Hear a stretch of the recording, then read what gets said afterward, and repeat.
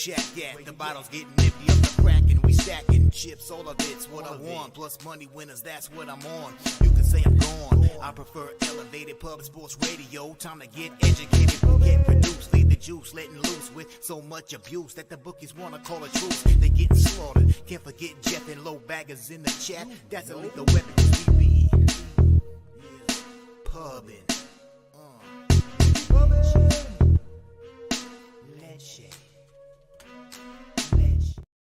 What up, cappers, gamblers, punters, hustlers, low baggers? Happy Friday, April 14th to all of you.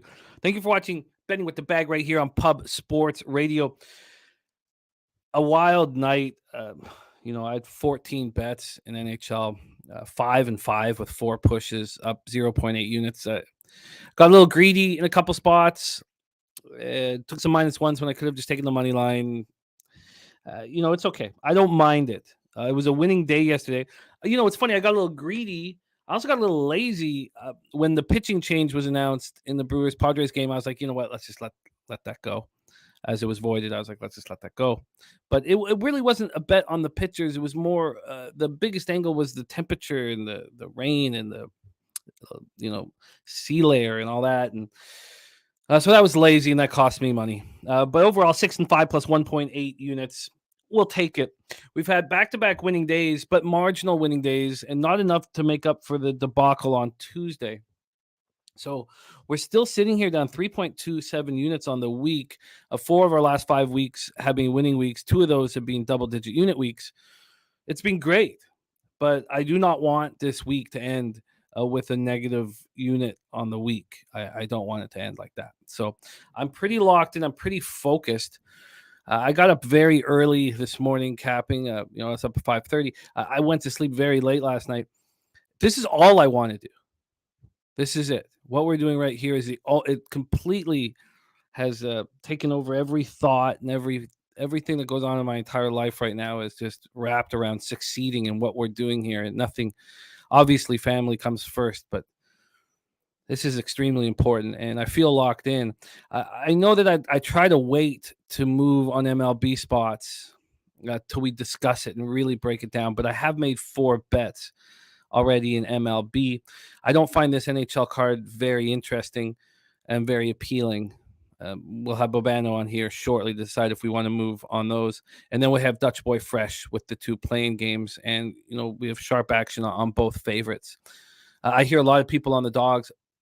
Of course, we were in the same situation with Raptors Bulls, and the Bulls, took care of business after being down 19, and the Raptors went 18 of 36 from the foul line. I don't want to speak for that basketball team. I want to get that cash badly. Jay Peasy now being a member for 5 months, and Rick J now a member as well. Love that. Thank you guys so much for supporting our channel. Viper and B in the house. Let's copy and paste his action.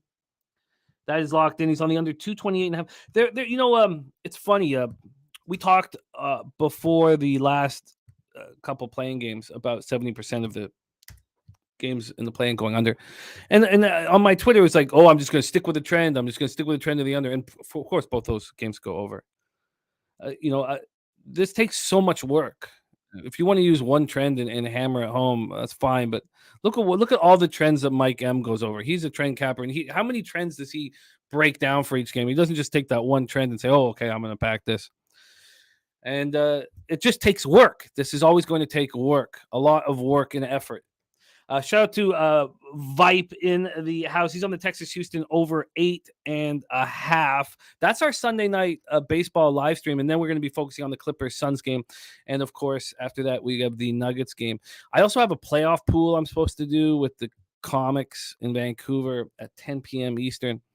I haven't decided what to do with it, but I won this year's regular season pool. I won last year's playoff pool, and the year before that, I came second in the regular season pool. So I'm just, taking all of my friends' money, and that feels real good. So I want to probably try to get it in tonight.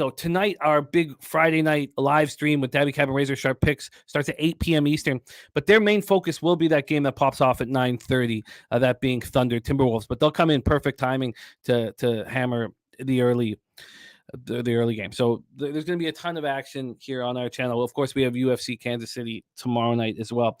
Justin McElvey in the house. Ish, your boy, AOD, Bo Jackson, Mike M. Andrew G. Ron Crawford spreadsheet play of the day is in. Ron Crawford spreadsheet play of the day. Now, of course, the sample size is small. He's had a couple pushes, but he has a 20.14% ROI. If you've been tailing the spreadsheet play of the day, I really like it. You know that when Ron, well, first of all, I really like Ron. I love capping with him, and he's a great friend. But I really like it when he came to me before the season. He said, "I want everything tracked. I want my average line. I want my ROI." And just when someone says that to you, you just go, "Oh, you're locked in, aren't you?" So he's 4-3, hitting at 57.1%, but he's got an average line of plus 107. He's plus 1.41 units with an ROI of 20.14% in the Ron Crawford spreadsheet play of the day. And it is in business here. It is the Yankees -1 at -118. So let's get that locked and loaded here for our baseball breakdown. And where is that Yankees game? Twinkies, Yankees, Molly Cortez. Copied and pasted, Ron, and thank you for sharing your hard work with us. Just out of the hope that we succeed and beat the books. That's what Ron gets out of this. Just the fact that we can be sitting here and as a group succeed. And I love you, Ron. Just straight up. Thank you. You bring so much to the show. Danny Lopez in the house. Tay Butta. Jersey money line, never in doubt. Yeah. Yeah, I had the -1, so I got the push, and I lost the first period, so I still lost on that game, but we'll go over everything that happened last night. Markel in the house on the outside looking in, said cash with the hockey picks yesterday. Shout out to Mr. Gokster. That plus 495 parlay, 5-team parlay needed the Devils comeback. All the other bets went easily, and that cashed. So those of you that tailed Mr. Gokster's plus 495 parlay, Gokster finishes the NHL season in the black, and I expect Bobano to do the same. Bobano's sitting here. I believe he's over in his NHL season thus far on our show. And it's very difficult for these guys. Imagine Gokster only giving us action on Thursdays. Now, he was doing Tuesdays, Thursdays earlier. With Bobano, he's only giving us action on Fridays. It's very difficult when the sample size is 1 day a week. But Bobano is 59-60, hitting at 49.6% plus 3.07 units, ROI plus 2.58%. And Bobano has an average line of plus 110. And last week on the show, he called, last week no NHL? Sorry, 2 weeks ago on the show, he called that draw, Flames Canucks draw at plus 360. Thing of goddamn beauty. Rocco Rogers in the house. Great to see you, Rocco, my man. Rocco, my man, ready to go. And he had a big night as well. Clint started the Die Hard MMA podcast, says, I'm so sad NHL's winding down. Kempe 2+ goals plus 750 last night. 4 points for Kempe. The guy who was in second, we've been really tight for last month. He had Kempe. Kempe put up 4 points, but it didn't matter. It didn't matter. I still won the fucking pool. But, he put up a good fight. Alex Hills, RVD 420, Ron Lofton, Andrew G, LJ from H-Town, Astros team total over 4.5, full game over 8.5, Mets -1.5, and Seattle -1.5 for LJ. Thank you for sharing that with us, LJ. LJ will be on our live bet stream on Sunday night. And so will Troy Torrance, making his Pub Sports Radio debut. Troy, who we've had in the chat for a long time. It's going to be fun, man. It's going to be fun. Get to know him and hang with him. And he's a huge sports and gambling background. It's going to be great. I think he's going to be a big asset to the team. All-American wide receiver at St. Francis, Pennsylvania. And I'm excited to work with him. So it's going to be a really fun show on Sunday. Shout out to Dan Kelly in the house at J-Dub, ready to get to work. Gerald Jones, he's on OKC plus 5.5. I saw some talking heads on OKC. It immediately made me nervous. When you see the ESPN guys and those people on the side.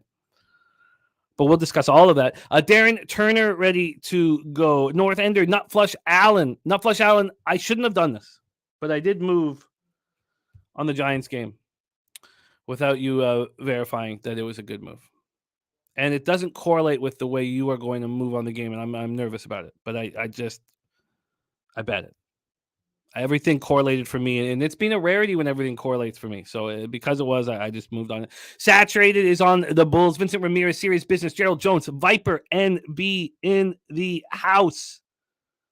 Great to see you, Vipe. Von Polo, Top Set. Rick J said, Moneyline Parlays been hitting the NHL. Love this time of year. Alex Hills, Nasty Nate. Dan Kelly in the house. Thank you for the kind words, Dan. It's some cappers are easier than others. Sharpie says tracking your record publicly is the most stressful thing in the world. It is. Some cappers are easier than others. Ron Crawford gives us the play of the day. Bobano had 35 bets in MLB last Friday. But you know what? I love the way Bobano caps. The wonderful thing about sports capping is it's just you track your record, and if you're winning, do what you do. You don't need to listen to anybody else. I think it's very important to listen to other people, but you have complete autonomy in this business to cap however you succeed. Rich H says such a quality chat here. Top of the line host, brilliant guest. Yeah, New Jersey first period was no good, Rich. But the first thing that he says is such a quality chat here. I mean, that's the first thing you say about this show. That's the number one thing about this show is this chat is magic, and this chat makes you money, and this chat is special. And I've known that all along. Sharpie, by the way, with the call on the Cardinals leaving Colorado and that their bats could go silent. They didn't score a run in 9 innings against one of the worst pitchers that we've seen in Vasquez in years. And he saved me. We talk about listening. I was like on the edge. I was on the fence. I was like, oh, God, should I do it? Should I do it? And I was even going to double up on it. And then Sharpie said that, and I was like, okay, I'll let it go. Sharpie saves me $300. Thank you, Sharpie. Thank you very, very much. Daniel's son, Lucas Ryan, PFL today, Burgos and Manfio for Clint. And he gave us Burgos at plus 115, and Burgos is now a favorite. Another example of this chat succeeding for us. Sweaty Butcher ready to go. North Ender Jedi for life. I love it. I love it. G Biz. Thank you for saying that. That I love hearing that shit, man. That puts a big smile on my face. Thank you, J Biz. Bo Jackson, Ron Lofton, Joe Yurkovich. Joe Yurkovich, another God, I love him. And Nutflush Allen says, I will be waiting for confirmation on the line. Don't worry, once I hear your play, I will tell you whether it's a win or a loss. Okay. Great to see all of you guys. Let's get to work. Shall we? Deshaun G says David Pastrnak assist came in the first 5 minutes. If you had the first pick in the playoff pool, I think Pastrnak is the first pick. I mean, I'm sure of it. I think you take Pastrnak over McDavid. In fact, if I have that opportunity, I'll do that. Okay, let's get to work in NHL. We have Bobano joining us here shortly. Okay, so he's just a quick call from the pop, so he'll be on here shortly. But let's get to work and set the table. But what we can do is review what happened yesterday. Oh, God, I was so excited about the card, man. And sure, any day in the black is a good day. I get it. But I was really pumped up, especially when the Canadians scored that first goal. I was like, oh, man. Devils -1 was a push. Canadians first period was a loss. Avalanche first period -0.5. Avalanche full game on the puck line. Cash. Plus 150, plus 135, respectively. I'm very, very confident in that spot. Stars -1.5 was a loss. Predators -1. I didn't have to do that. I could have taken the money line -115. I chose to go for the bigger score. By the end of the show, that was -145. That was a push. Vancouver, Arizona over 6.5, almost cashed in the first period. Devils first period -0.5 was a loss. And then I pushed both my Sabres bets. Sabres -1, push. Senators team total under 3, push. Carolina, Florida under 6.5. Another spot where I almost think that if you're going to bet unders, if you're confident in under, you have to take the under first period as well, because it was 1-1 going into the third period, and they scored 8 goals in the third period, 2 empty netters, 2 with an extra man. Like it was just but I cashed the first period under 1.5 plus 120, lost the under 6 now, and then I lost Kings first period, but I cashed the Kings puck line. So there you go.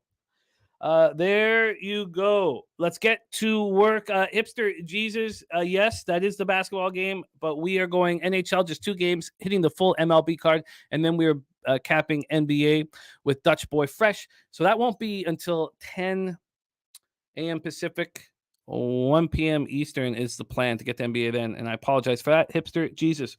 All right, let's get to work. Here we go. National Hockey League final day of the regular season. We start at 7:30 p.m. Eastern. Buffalo Sabres 41-33-7, 24-13-3 on the road at the Columbus Blue Jackets, 25-47-9, 16-22-2 at home. We're at Nationwide Arena in Columbus, Ohio. Let me get this game up for us, and we are off. And I guess we'll need to switch the backstage. Jose, can you hook up the? Sorry, I shouldn't be letting you handle that. Beautiful. Okay, here we go. Devin Levi going up against John Gillies. Now, if any of you right immediately said, "Look, I want to," the Sabres are going to beat Columbus in the final game of the season. I get it. But I can't bet on the Sabres in this spot. Last night was a very emotional victory. The final game of a goaltender that we've watched for years and years. Now he's been, other than his run with the Senators when he was a starter, but basically a backup. And, it goes to overtime and they win it with a huge goal. And look, it was a magical night. Now they have to travel. Tage Thompson is not playing tonight. And I don't want to back them. But I can understand J. Rowe from What Up, J. Rowe. I can understand anybody wanting to move on them initially. I get it. I absolutely get it. But I don't. And I don't want the other side. Now, you could say, what do you do with John Gillies? John Gillies, if he is confirmed, I believe he's going to be in between the pipes, is a 29-year-old journeyman, 6'6", not fast enough in the crease. Drafted in the third round in 2012 out of Providence. There was a thought that he could be a quality netminder. He has not been. His numbers are poor. In Tucson in the AHL this year, he went 5-8-2 with a 3.70 goals against average, 878 save percentage. In 21-22 with the Devils, he went 3-10-1 with a 3.76 goals against average, 885 save percentage. He's not been good. And you have Devin Levi in net, who I don't want in the seventh game of his career. Look, we were all over him in his first game. We had guys like North Ender on him in the second game. Look at North Ender says, I may end up on the Jackets in some way. It's just not the right spot, even though your eye test says, well, I know the Sabres are better than the Blue Jackets. Both teams on the second half of back-to-back. Buffalo now 7-2-1 over the past 10, 15.6% power play, 79.2% penalty killing. Columbus 2-6-2, 11.4% power play, 67.9% penalty killing. Johnny K says Jackets can't win another one. Yeah, Danielson, but it didn't go the way the Oilers winning the division would have been a big for me. And they didn't. So it's one thing to predict it. It's another thing to make money off of it. So Sabres coming off this emotional 4-3 overtime victory in Craig Anderson's last game. We said Tage Thompson won't be in the lineup. Either will Matthias Samuelsson. So those are two big pieces. Jackets coming off a 3-2 overtime win at home over the Penguins last night. Look, I know that they're not supposed to win. I get it, but Fopatashi, yes, they have lost out on the 25% opportunity on Bedard. We'll go over those exact numbers right now, but it's not only that. It's not only a 25% opportunity. It's that you can't fall out of the top three if you're the lowest scoring team in the league. So, or point total, obviously. So the Jackets are at 59. The Blackhawks are at 59. The Ducks are at 58, and their season's over. So, if the Jackets win tonight, they fall out of the top three.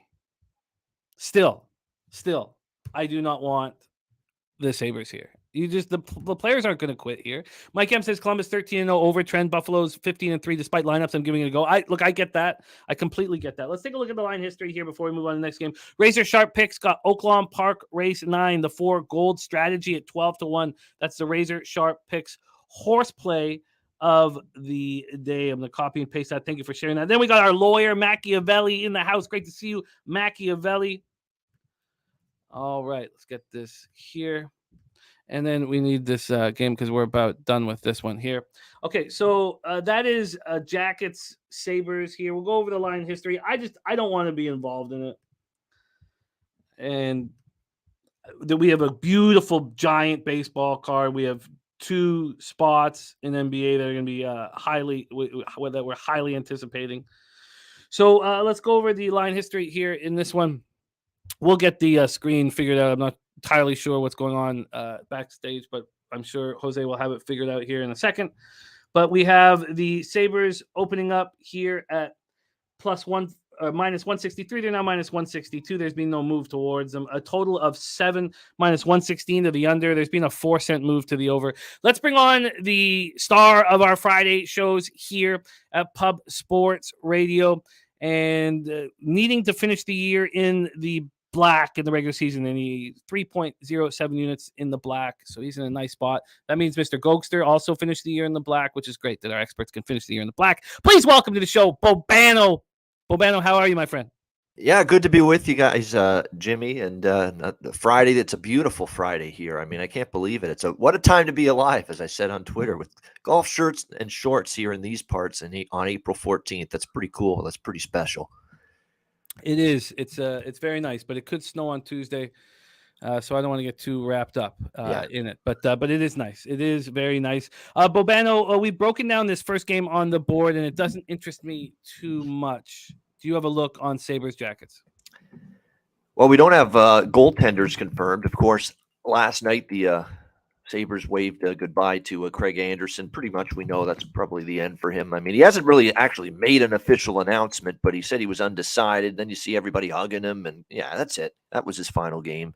I think he's probably going to end up being a development goalie coach for the Sabres in his next year. I think he's going to stay with the organization and mentor the young goalies, because that's what he did actually this season with the team, helping out Eric Comrie and UPL and Devin Levi. So I could see him staying in the organization in a development role.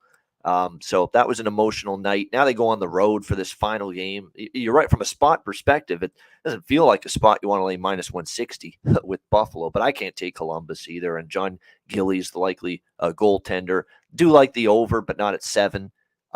So we'll see how it goes. You know what I will make official, though, because I could see it happening, especially with these two teams. The one thing we've seen with the Sabres and the Blue Jackets, we've seen some crazy high-scoring affairs with these two teams. I remember earlier this season in Columbus how many goals there was between these two teams. We will go with an official play on this game. Let's go with both teams to score in the first period, +135 at BetMGM. That price is great. I don't expect a lick of defense tonight from either of these two teams. Obviously, we saw the Jackets last night get a big win against Pittsburgh. I think that's the game that I think that's the game that mattered to Buffalo last night, their home finale. And I think that's the game that mattered to Columbus last night, beating Pittsburgh, division rival. And I know this is their final home game now tonight, but I don't think there's going to be any defensive intensity. I like this over, but I'm going to wait to see if I can get a 6.5 with a live over during the game. Maybe we get a couple minutes of scoreless hockey, and once that happens, you'll immediately get a 6.5. So that's what I'll wait for. But that first period, both teams to score, I like. I've been betting some of these last night, and they came through, and this is definitely an obvious candidate for each team to find the back of the net in the opening period. So both teams to score +135 first period. You got it. You got it locked and loaded. Both teams to score first period +135. I like the look. It makes sense here. We've got looks from Mr. Vape in EuroLeague basketball, the initial look, and then he breaks it down, but he's on Bayern Munich +6.5 there. So let's roll on. Bobano, first period, both teams to score. Let's move on to the next game on the board. 8 p.m. Eastern, Colorado Avalanche 50-24-7, 28-11-1 on the road, and Nashville Predators 42-31-8, 22-14-4 at home. We're at Bridgestone Arena in Nashville, Tennessee. Pavel Francouz 8-7-1, 2.61 goals against average, .915 save percentage, 1 shutout. He was hurt most of the year. He's looked quite a bit better than I expected, really. And he will be the backup to Georgiev in the playoffs. Kevin Lankinen, 9-7-1, 2.67 goals against average, .918 save percentage. He's been better than I had expected. So we'll go with the line history. There's some very interesting stuff. First off, for those of you with Colorado Avalanche futures in your pocket, Captain Gabe Landeskog is not coming back for the playoffs. That is a huge blow to all of the gamblers that have futures on them. And Colorado will not win the Stanley Cup without him. I don't know if they get out of the Western Conference. You lose Kadri's toughness and face-off ability. Now you lose Landeskog, your captain's toughness. I mean, sure, they made it through the regular season. They're an elite team. McKinnon and Makar are absolutely spectacular. And now Lekkonen's back from his broken finger bone. I didn't like the body language from McKinnon when he was asked about Landeskog missing the entire playoffs and being shut down for the season. It was terrible body language. he made it look like that they had no shot to win a Stanley Cup this year without him. He said, "This kills us." That was his quote. This kills us. How's that for some confidence moving forward? But Wow. he's a heart and soul guy. I like him. But you're right. He's not the captain for a reason. Maybe that's funny. But that was jarring listening to that. But yeah, I guess they're probably going to be a really good fade in the playoffs because they're going to be big favorites. Now we'll have to time it all right. But so here we go. Both teams are on the second half of a back-to-back, and Nashville opens up at plus 163. They're now plus 194. So Colorado's gone from minus 186 at Pinnacle to minus 219. So we have a huge 33-cent move to the Avalanche. Totals-wise, it's opened up at 6, minus 117 to the under. It's now minus 116 to the under. And in regular situations, I would be all over the Avalanche. They keep doing the job for us. They're the one team that you can count on in these games when all these other teams, obviously the Golden Knights and the Oilers were just awesome over the last 20 games of the season. They just kept winning and winning and winning. But Avalanche keep doing it for us. In saying that, they're traveling, right? Nashville comes in off its second straight win, fourth in the last 5 games, 4-3 in overtime at home. They didn't leave anywhere. You got Johansson out of the room and Duchesne out of the room, and you start winning hockey games. What's that say about these guys? Philip Forsberg and Roman Josi not in, but this young talent on Nashville is real. And nothing these young guys would like more than to beat the Avalanche in their final game of the year. And it's not – I'm not betting the Avalanche. I do not want the Avalanche. I'm certainly not going to fade them, but would it surprise me if Nashville plays their finest game of the year? No, it would not surprise me. These kids have been stepping up over and over and over again. Cale Makar and Josh Manson remain out. Darren Helm and Andrew Cogliano and Dennis Malgin are dealing with injuries. So I don't want Colorado in a must-win game to win the division, even though they've been so accountable. I just don't want them at this price. And I understand everybody betting them, and I don't want them. Take it away, Bobano. Avalanche Predators.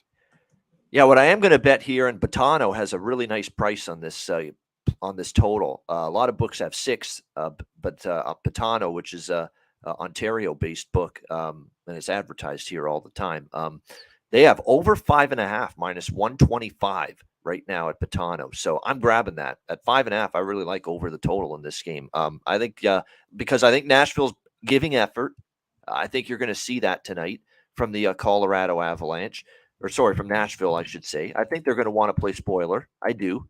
This has been a hardworking team. I was impressed with them last. Now, Minnesota had everybody out last night. So, maybe you say you don't give them too much credit. But, Nashville just got eliminated against Calgary, losing to the Flames the other night. And so I was worried about how they were going to fare last night, first game after being eliminated. Thomas Novak and, Kiefer Sherwood and Philip Tomasino and Luke Evangelista and all these young kids that have been giving it their all for this team. And you wonder, it's just they maybe mentally tap out after realizing that it's officially over. We're not making the playoffs. They didn't do that. Played a really solid game last night, Nashville. And now they got their home finale against the defending Stanley Cup champs. And there's an opportunity to keep them from winning the Central Division. I think that's going to be enough to stimulate effort, to stimulate a really workmanlike performance tonight from the home team. And look, I cashed a ticket last night with Colorado team total over 3.5. I did not expect it to be as difficult as it was. I mean, that was not very impressive to me. I mean, that's Winnipeg resting everybody pretty much. David Riddick, Big Siv Dave in net, and you're hanging on by the skin of your teeth with a 1-goal lead in the third period in that game at home. To me, that was not a great performance last night by the Avs. They need an empty net goal to put it away and end up winning 4-2 last night. So, not exactly a great performance. And to be honest, Colorado's they've had some good games, but they've had kind of some shaky games as well. We'll have to see who's in net. We don't have confirmation. We do know last night it was UC Saros for Nashville, and it was Alexander Georgiev for Colorado. I think with the playoffs starting Tuesday, and Colorado starts Tuesday, by the way, their series. So with the playoffs starting Tuesday, I don't think Jared Bednar's putting Alexander Georgiev in there in a back-to-back. I think it's going to be Pavel Francouz for Colorado, and I would expect Kevin Lankinen for Nashville. So that's another reason I like this over Lankinen is had a good year, but he hasn't been nearly as good the last couple. And I'll tell you what, Pavel Francouz, the couple times we've seen him, hasn't been great. Has not been great in net for the Avalanche. So at 5.5, I think we can see enough goals to get this thing over the total. So over 5.5 minus 125 at Botano for me. You got it locked in. The final 2 regular season games of 2022-23 is finished and capped, and we move on to the playoffs. Both Bobano and I, unless Bobano's added something, only have futures on the Rangers and the Oilers as we move into the playoffs, and I'm very excited about everything. Rich H says Hextall and Berkey out in Pittsburgh. It's funny, man. By the way, also news, Dallas Aikens fired by the Anaheim Ducks. It finally happened. Good. I've never been an Aikens guy ever, so I like that. But, it's not, Hextall and Berkey did do a very good job because they just got older and older. But look, Rutherford left because he couldn't move Letang. If you want these guys to play together for 17 years, deal with the consequences. So get used to not making the playoffs.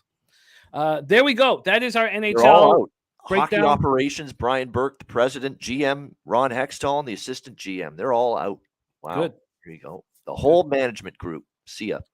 But they wouldn't let Rutherford move. It's just they built this shithole. Now you got to deal with it. Mitchell Lander says, if you had a free bet, who would you bet to win the cup? Well, look, I mean, I told you, if I had the first overall pick in the playoff pool, I'd take Pasternak over McDavid. I mean, the Bruins have to be the bet. They have to be. But the odds are so small. Is it worth betting? That's what you have to ask yourself.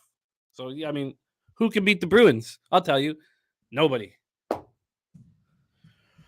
They're that deep, and they have character guys, and those bottom 6 forwards are special. It's just a great hockey team.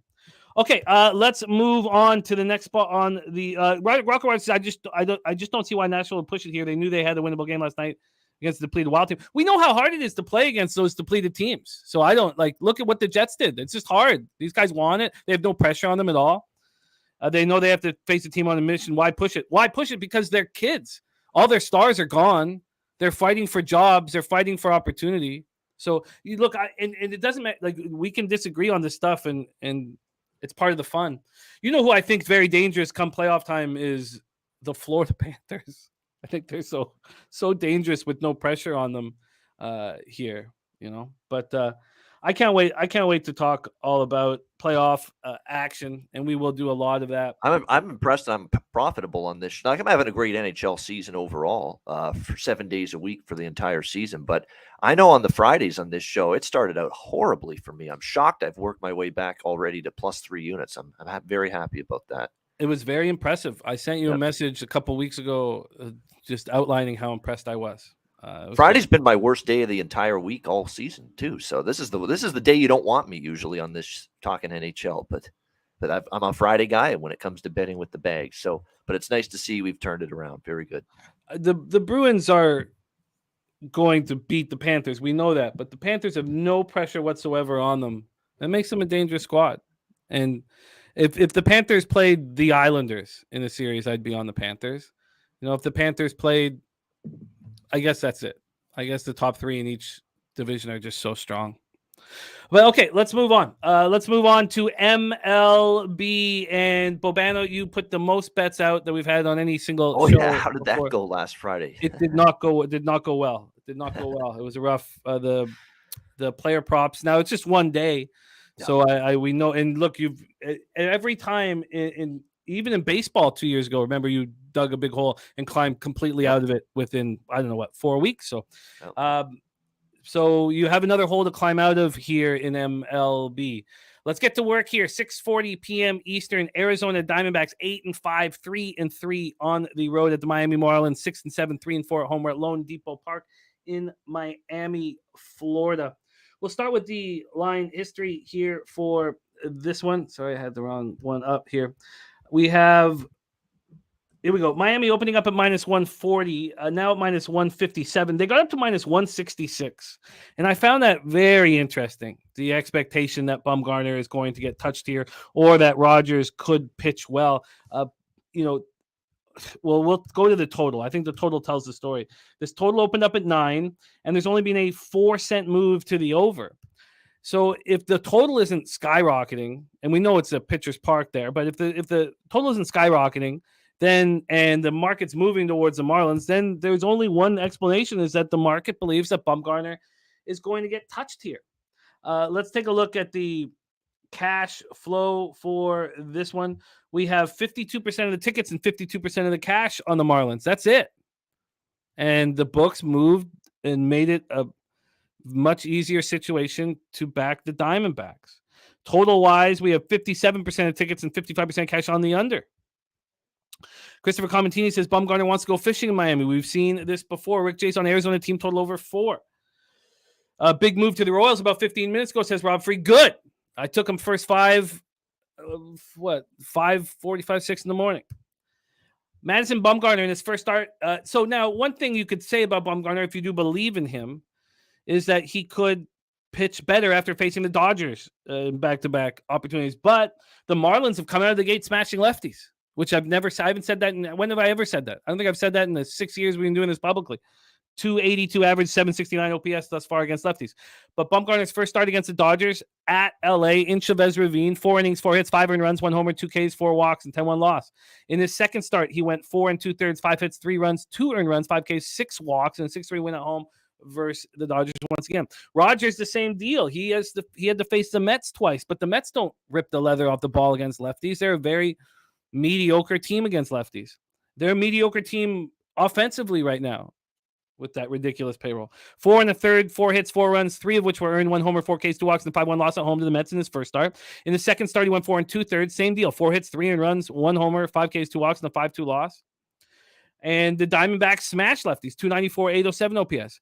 The Marlins bullpen's been bad, 5.26 ERA, 1.32 whip. The Diamondbacks bullpen's been bad, 4.88 ERA, 1.42 whip. But the only thing I see from the market is they think Bumgarner is going to get touched here, and they think Rogers is going to pitch well. And it's hard for me to put this all together. There's our guy, Arthur Mead, now a member of our squad here. Fat Wally's got his NASCAR action, and I'm going to copy and paste that and discuss it. But let's hear from our guy, Bobano. Diamondbacks, Marlins, start out this 15-game card. Take it away. Yeah, Marlins team total over is my bet in this game. I'm going to trust the Marlins to hit. You hit the nail on the head. They're hitting lefties. This is a horrendous lefty. Right now, an over-the-hill lefty, in my opinion, and Madison Bumgarner. I have nothing but interest in fading him as far as I'm concerned. One thing, too, about Madison Bumgarner, this guy always used to pitch with an even keel. If he had a rough inning, he would never, ever let you see that it was getting to him. Now he just loses his shit now every time things go bad. I mean, he just doesn't have the mental ability and capacity anymore, and certainly I don't think he's got the physical capacity anymore. Madison Bumgarner to pitch at a high level here in the big leagues. And certainly we've seen evidence of that here early in the regular season. You mentioned with this Marlins team, 282 average as well against left-handed pitching. So, again, unexpected perhaps, but don't forget they got Luis Ariz in the offseason. And what a difference he's made for this Marlins lineup. And you definitely have seen that lately, that he has been able to get the job done and be a big asset, big addition here to this Marlins lineup. Trevor Rogers, on the other hand, with the 6 ERA, it hasn't been great either for the Marlins, but 7 runs in 9 innings here in the first 3 starts, against 2 starts, both against the Mets for him. So we'll see how he fares. Losing both starts, of course, as I said, for Bumgarner here, just been rough. 8 runs allowed in 8.2 innings of work. So to me, I definitely like the Miami team total here in this one. I actually might do a double up with the full game over here in this game. Just want to see what the current number is. Is it still 9? Yeah, it is in this game. So yeah, I'm going to go ahead with both of those here. Get the card started right. Over 4.5 minus 120 at Pinnacle for the Marlin team total. And we'll go over 9 minus 106 at Bet Rivers full game.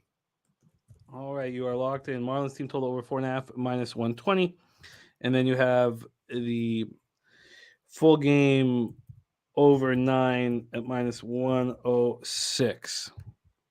All right. I was actually, it's come back a bit, Joe. I wonder if the other books will follow suit, but it's come back.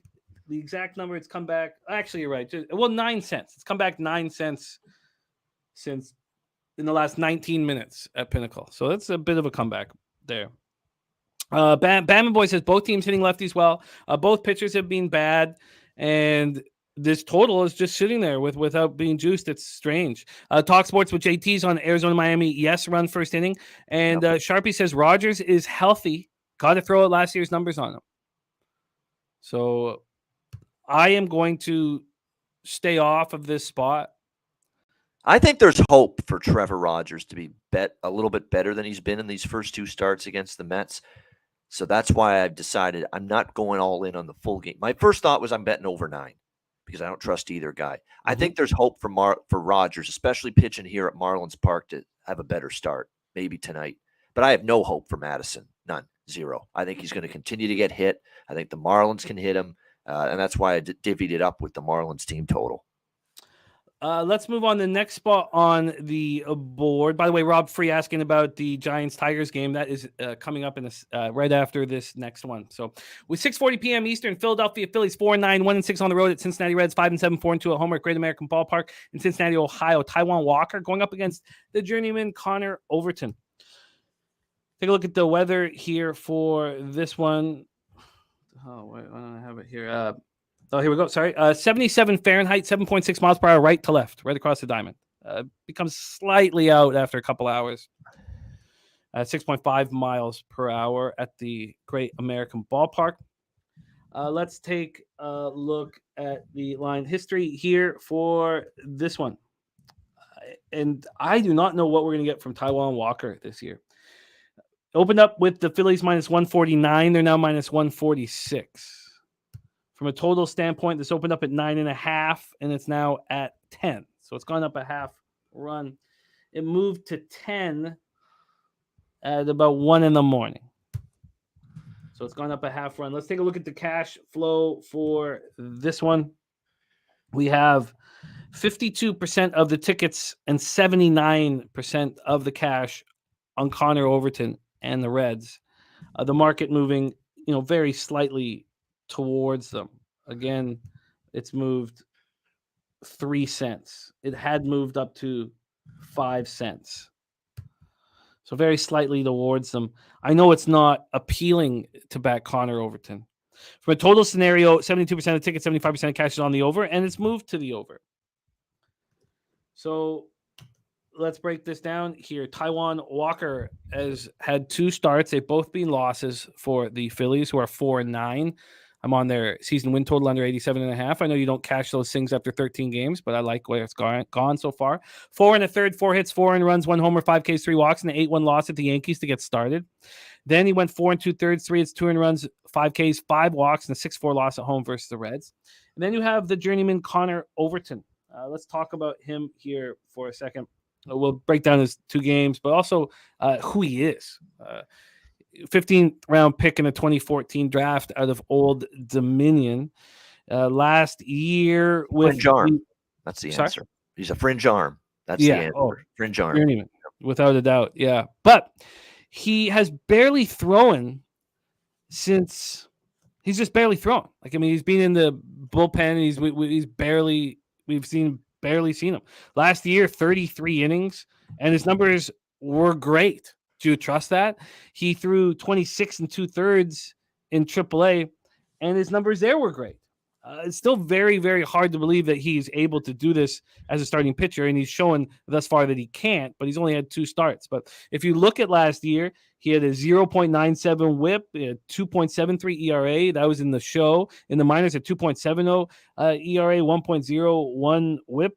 He was with the Blue Jays for a cup of coffee in 2021. He 4 games out of the bullpen, 6 2/3. He didn't allow an earned run, and the Blue Jays still didn't want him.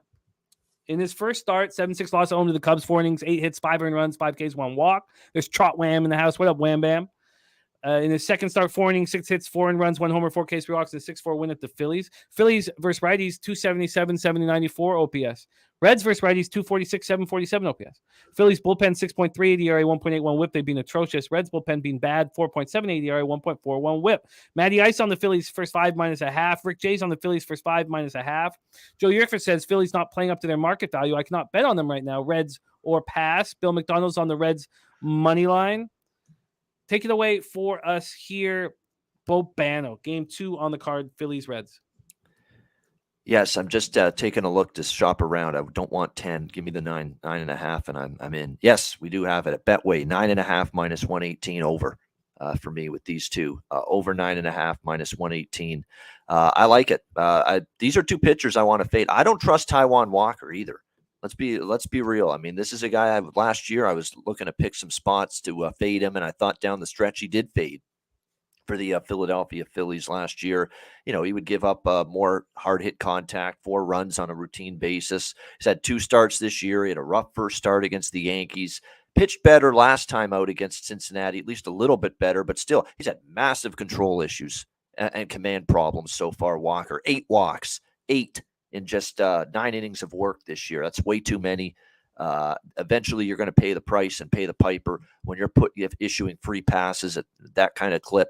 That's not good. Actually, it hasn't been much better in the control department for Overton either. He hasn't had as many, but 4 walks in 8 innings isn't really that good either. And he's been crushed. 9 runs, 14 hits in 8 innings pitched in his first 2 starts against the Reds and the Phillies. Phillies crushed him recently, 6-4. That game went over the total. I believe it was the same pitching matchup. They both pitched against one another. They opposed one another last weekend, and I was on the over in that game too. So I'm coming right back to the same bet with the same 2 starting pitchers, over 9.5 -118. Bobano on the over 9.5 -118. I completely get that look. I completely get it. For me, it's already moved to 10 in some spots. So if you want to bet it, maybe seek out those 9.5s, those stray 9.5s that are still out there in a couple places, because it looks like it might be 10 everywhere pretty soon. Yeah, I just want to see if I could, instead of and remember, it is warm as warm as balls today in the Northeast and in Cincinnati for this game. It's going to be a mild one. It's going to be summer temperatures, summer wind, and that should enhance the offense too. Over 9.5 at FanDuel -122. It's Bet360, my local, and Bet Online have it at 10 at -105. Billy Frieder, Reds first 5 team total over 2.5 +120 is on his card. Rogue Energy says Phillies first 5 is the bet. For the only thing that does correlate here is the over. Bigger bets put on it, a market showing some concern with it, moving it to 10. That does. The trusting Taijuan Walker here. I mean, we can imagine he's going to get better as he goes, but I can understand, being concerned and not wanting to move on him. Let's just look at that line history once more here. So you have the Phillies opening up at -149. They're available at -146 right now. And cash wise here, you have 21% of the bets of the cash, on 48% of tickets. So it's 50-50 with the tickets, but 4 out of every $5 is being bet on the Reds. That is a situation where I do not want the Philadelphia Phillies. But I will cheer you guys backing the Phillies on. I will cheer you on Rogue Energy. Oh, FanDuel has a 9.5 too. So there you go. FanDuel, one of the prominent books. Yep. Yeah. All right. Let's move on. Next spot on the board, 6:40 p.m. Eastern. And I went ahead and bet this without conferring with Nutflush Allen. And that's a very dangerous thing to do. But I just couldn't escape a couple things here. San Francisco Giants 5-7, 3-3 on the road. Detroit Tigers 3-9, 0-3 at home. Comerica Park in Detroit, Michigan. First off, we will discuss the weather in Detroit. 79 Fahrenheit, 6.5 miles per hour in, between 6.5 and 5.6 miles per hour in. Then we'll take a look at the line history here for this game. Manaea versus Wentz. We have it opening up with the Giants minus 143. They're now minus 141. They got down to minus 137. So there's been a 2-cent move to the Tigers. From a total scenario, this opened up at 9 and has not moved. But we did see a 8.5 slip back and forth. But it's still exactly where it was. Under 9, minus 118. Exactly where it was. So we'll go over to the cash flow here for this Giants game. We have 48% of the tickets and 60% of the cash on the Detroit Tigers. Then you have 32% of the tickets and 60% of the cash on the under. So the big bets are telling us if your X's and O's correlate with backing Joey Wentz, they're saying that the Tigers are very live here. And if you can trust Joey Wentz and Sean Manaea, 2 weak pitchers, enough that the under is very live here. So we break down the pitchers. Manaea started one game. He's coming out of the bullpen the other game. In his start, he looked very good. It was at home. He's not at home, but he still isn't even with the changes of the wall or where the wall is, it's still a pitcher's park somewhat. 6 innings, 3 hits, 1 earned run, 1 homer, solo shot, 8 Ks, 1 walk. He looked very good at home versus the Royals. Now this is tougher on the road. Joey Wentz in his first start, it looked good. 5 and a that's loosely. It looked okay. 5 and a third, 4 hits, 3 earned runs, 1 homer, 3 Ks, 1 walk, and the 5-1 loss at Tampa. We know they've been ripping the leather off the ball. And then 1 2/3, he got smashed at home to the Red Sox. So he's faced the Rays and the Red Sox. Now he faces the Giants. So then we look at what these teams are doing to lefties. They're the 2 worst teams in the league against lefties so far this year. Giants are hitting 200 with a 537 OPS. The Tigers are hitting 189 with a 513 OPS. Both bullpens have been absolutely atrocious. So you have 2 teams that can't hit lefties. You have a market that says big bets are coming in. It looks like supposed sharp action on the Tigers. You have also bigger bet sharp action with the under. But I don't want to trust these bullpens. And the first 5 is only at 4.5, while the full game's at 9, which tells me that this could be a low-scoring start. And I'm on the first 5, under 4.5 at minus 105. Take it away for us here, Bobano, Giants, Tigers. Yeah, I'm passing on this game. I don't argue with that because you look at these 2 teams against that side of the plate. It's not been good. You mentioned it. This is a battle of southpaws.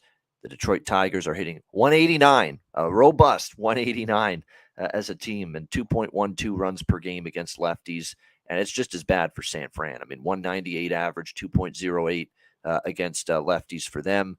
And, of course, you got Sean Manaea on the mound for the Giants. And Joey Wentz, obviously, in his Detroit Tigers' first couple starts has been awful.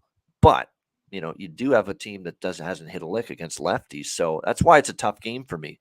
I mean, it actually looks like a couple of pitchers here in this game that I wouldn't mind, fading, especially Wentz. But again, neither of these teams has hit very well against lefties. Manaea, his first start was actually very solid. 1 run, 3 hits, 6 innings against Kansas City. They lost that game 6-5, but all the damage was against that Giants bullpen, which, as you mentioned, hasn't been very good. Detroit's bullpen hasn't been very good, but Manaea was very good in that first start against Kansas City. So. Really tough game all around for me. Side and total, easy pass for me. I'm very excited about this baseball game. Just breaking down all the numbers, seeing everything correlate, it makes me so excited. Because the problem, and you've seen it, Bobano, as we work together for years now, is that my quantity of action is being destroyed. Like now, all of a sudden, I'm lucky if I have 5 bets on a baseball card. And it's not as much fun, but it's all about winning in the end. Yep, and, that's right. So. If you find you're going to give yourself a better chance for plus units with a smaller slate, you got to go that route. Yep. Yeah. So when everything correlates, I get extremely excited. I'm on the first. I'm the opposite. If I go a smaller slate, I'll suck more. That's guaranteed. So yep. Oh, we all love the way you gamble, man. Yep. It's just baseball is extremely difficult, and the stakes are high, and we keep seeing every year there's been huge progress with what we're doing here. And I just my biggest issue for years, and it was especially the first few years, was I try to be cute and try to be, the nice selective low volume better. Let's keep it to 3-4 games on a baseball card. And too many times it was just 1-3, 2-2, mediocrity. And then you see, these are the games I didn't bet that I was considering winner. And it pissed me off. And I'm like, I'm just going to go high volume. If I like it, I like it. If I like it, I bet it. I love it. Yeah, you take Yep. what the league gives you, man. Every league. Don't play. I'm on the first 5 under 4.5 and minus 105. That's my first spot on the board. Let's move on. 7:05 p.m. Eastern. We Cleveland Guardians 7-6, 5-2 on the road to the Washington Nationals. 4-9, 1-5 at home. Nationals Park in DC. Start with the line history here, and also, by the way, Noli on that Tigers team total under as well. Here we go. 75 Fahrenheit at first pitch, 8.9 miles per hour to left center, 8.9, 8.3, 8.8, always around the mid 8s. Go over to the line history here in this spot. Quantrill versus Williams. There was a big move towards Cleveland, and it's still there. It's only been moving in Cleveland's direction all day. So they opened up minus 134. They're now minus 156. From a totals scenario, opened up at 9 and moved to 9.5. So that tells me that they don't necessarily think that Quantrill is going to be lights out or anything like that, because he's been bad thus far. He was a little better in his last start at home for Seattle, but and that's tough facing a team twice in a row. We've seen that, and he looked a little better in the second start, but it's telling me that they just think Cleveland is that much better than the Nationals, and they will figure out a way to get it done against Trevor Williams. Let's take a look at the cash flow here for this one. We have 90. So this has come down 2%, but when I was looking at it last night, when I was looking at it this morning, it was 99% of the money had been placed on the Tribe. Right now, it's 91% of the tickets and 97% of the cash. Look, if you're on the Tribe, you have the better team. You have the market moving in their direction. But I just don't want to be on the spot where 99% of the money or now 97%. That's just not where I want to be. Total wise, 80. It just moved. 87% of the tickets and 79% of the cash is on the over. We've watched it go up a half run. Billy Friedrich on Nats first 5 money line at plus 125. Billy Friedrich interested in that first 5 under 4.5 with me, and he's getting a plus money spot. I got minus 105 at Bet365, which is kind of rare for them.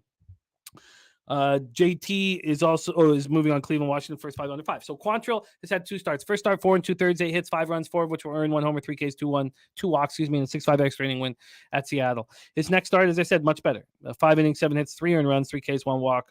Trevor Williams, in his first start, it was 6-2 loss at home versus the Rays. Tough team, but 5 innings, 6 hits, 4 runs, 3 earned, 2 homers, 3 Ks, 1 walk.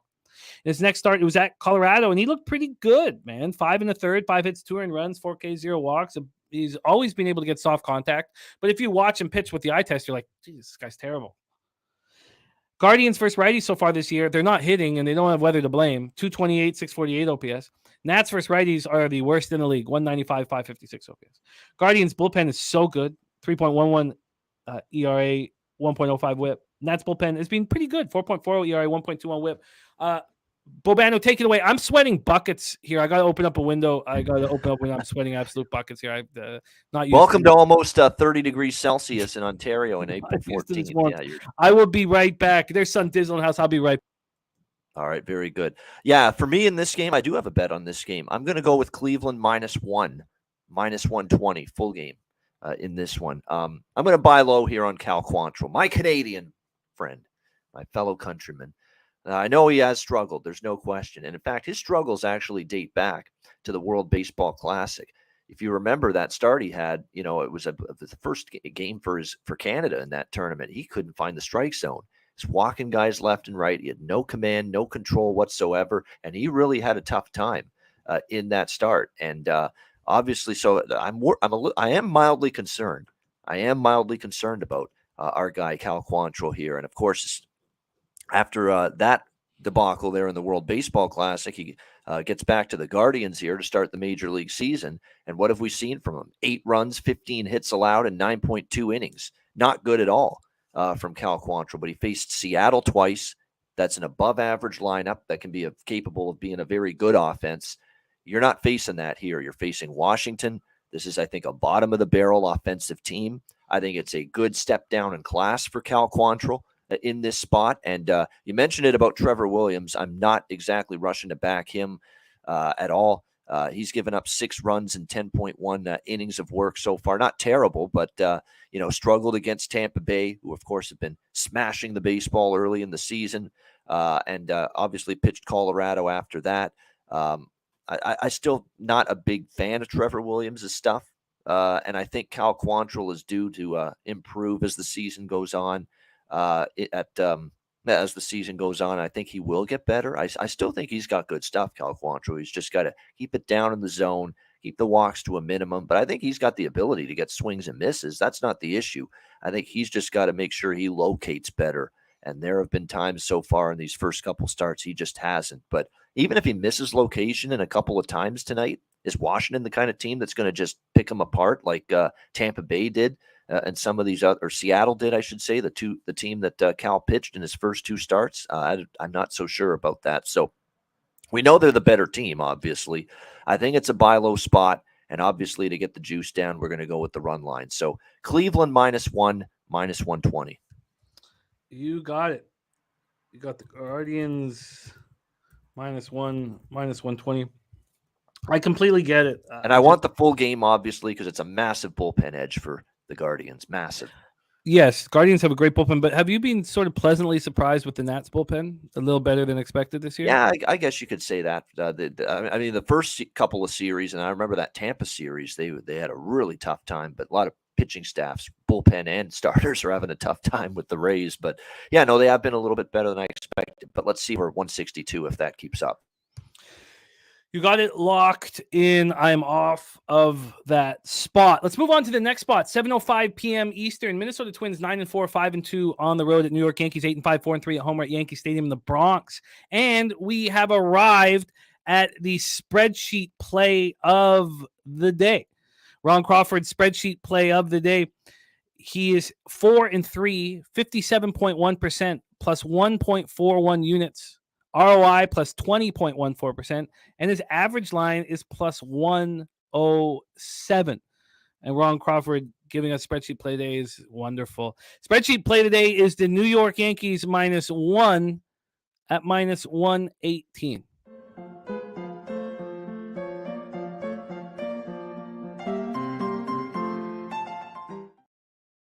Tyler Mahle going up against Nestor Cortez. Let's take a look at the weather first and foremost. So dope. Sun Dizzle is going to be at the Nashville Predators Avalanche game tonight, man. What a life he lives. No, it's Louis Varland is pitching now for Minnesota. Louis Varland. They switched to Varland. Yep. Very important. Thank you for mentioning that. Well, then I've got this set up for Mahle. So let me get that off. Varland is in going up against Nestor Cortez. So we'll need your breakdown on your thoughts on Varland as I will, and I'll pull up the baseball reference, but I don't have it set up. Twinkies, Yankees. Let's take a look at the weather in the Bronx.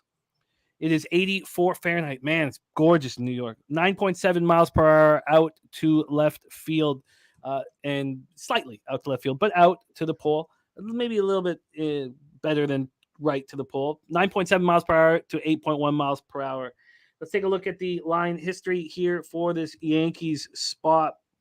Oh, Louis Varland, yeah, right here. Varland Cortez. I don't know why I was on. Varland and Cortez. Yep, that's who we got. Yep. -161 opening the Yankees. Now a 5-cent move towards them to -166.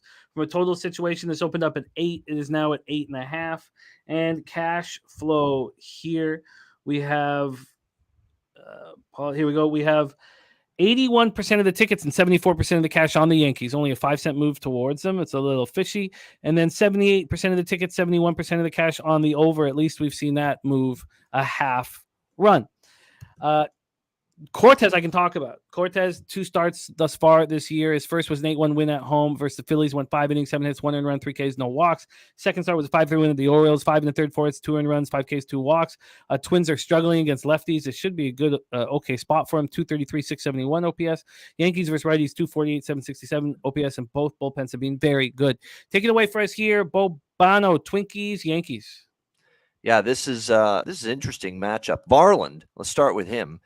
He did get some time with the Minnesota Twins for a bit last year. That's when he made his debut. He had 26 innings with the Twins last year, 3.81 ERA. Not bad. I mean, it's decent. Decent. That's the best word to describe it. He's pitched 1 time in Iowa down in this year, April the 7th, 1 run, 4 hits, and 5 innings back there in April 7th. And he's also been with AAA. It's weird because they've got him starting it's against Iowa. Yeah, for St. Paul. St. Paul is the AAA affiliate for Minnesota. He was pitching against Iowa 1 run, 4 hits, 5 innings, 1 walk, 9 strikeouts in that AAA start for Varland a week ago. So pretty solid, pretty good numbers down there. Decent ERA. But again, now, you go right into the frying pan here. New York Yankees, Yankee Stadium. After an embarrassing loss last night for the New York Yankees. And I was on the Twinkies first 5 in full game yesterday, so I was happy to see that. My guy, Joe Ryan, won't be the first time I back him.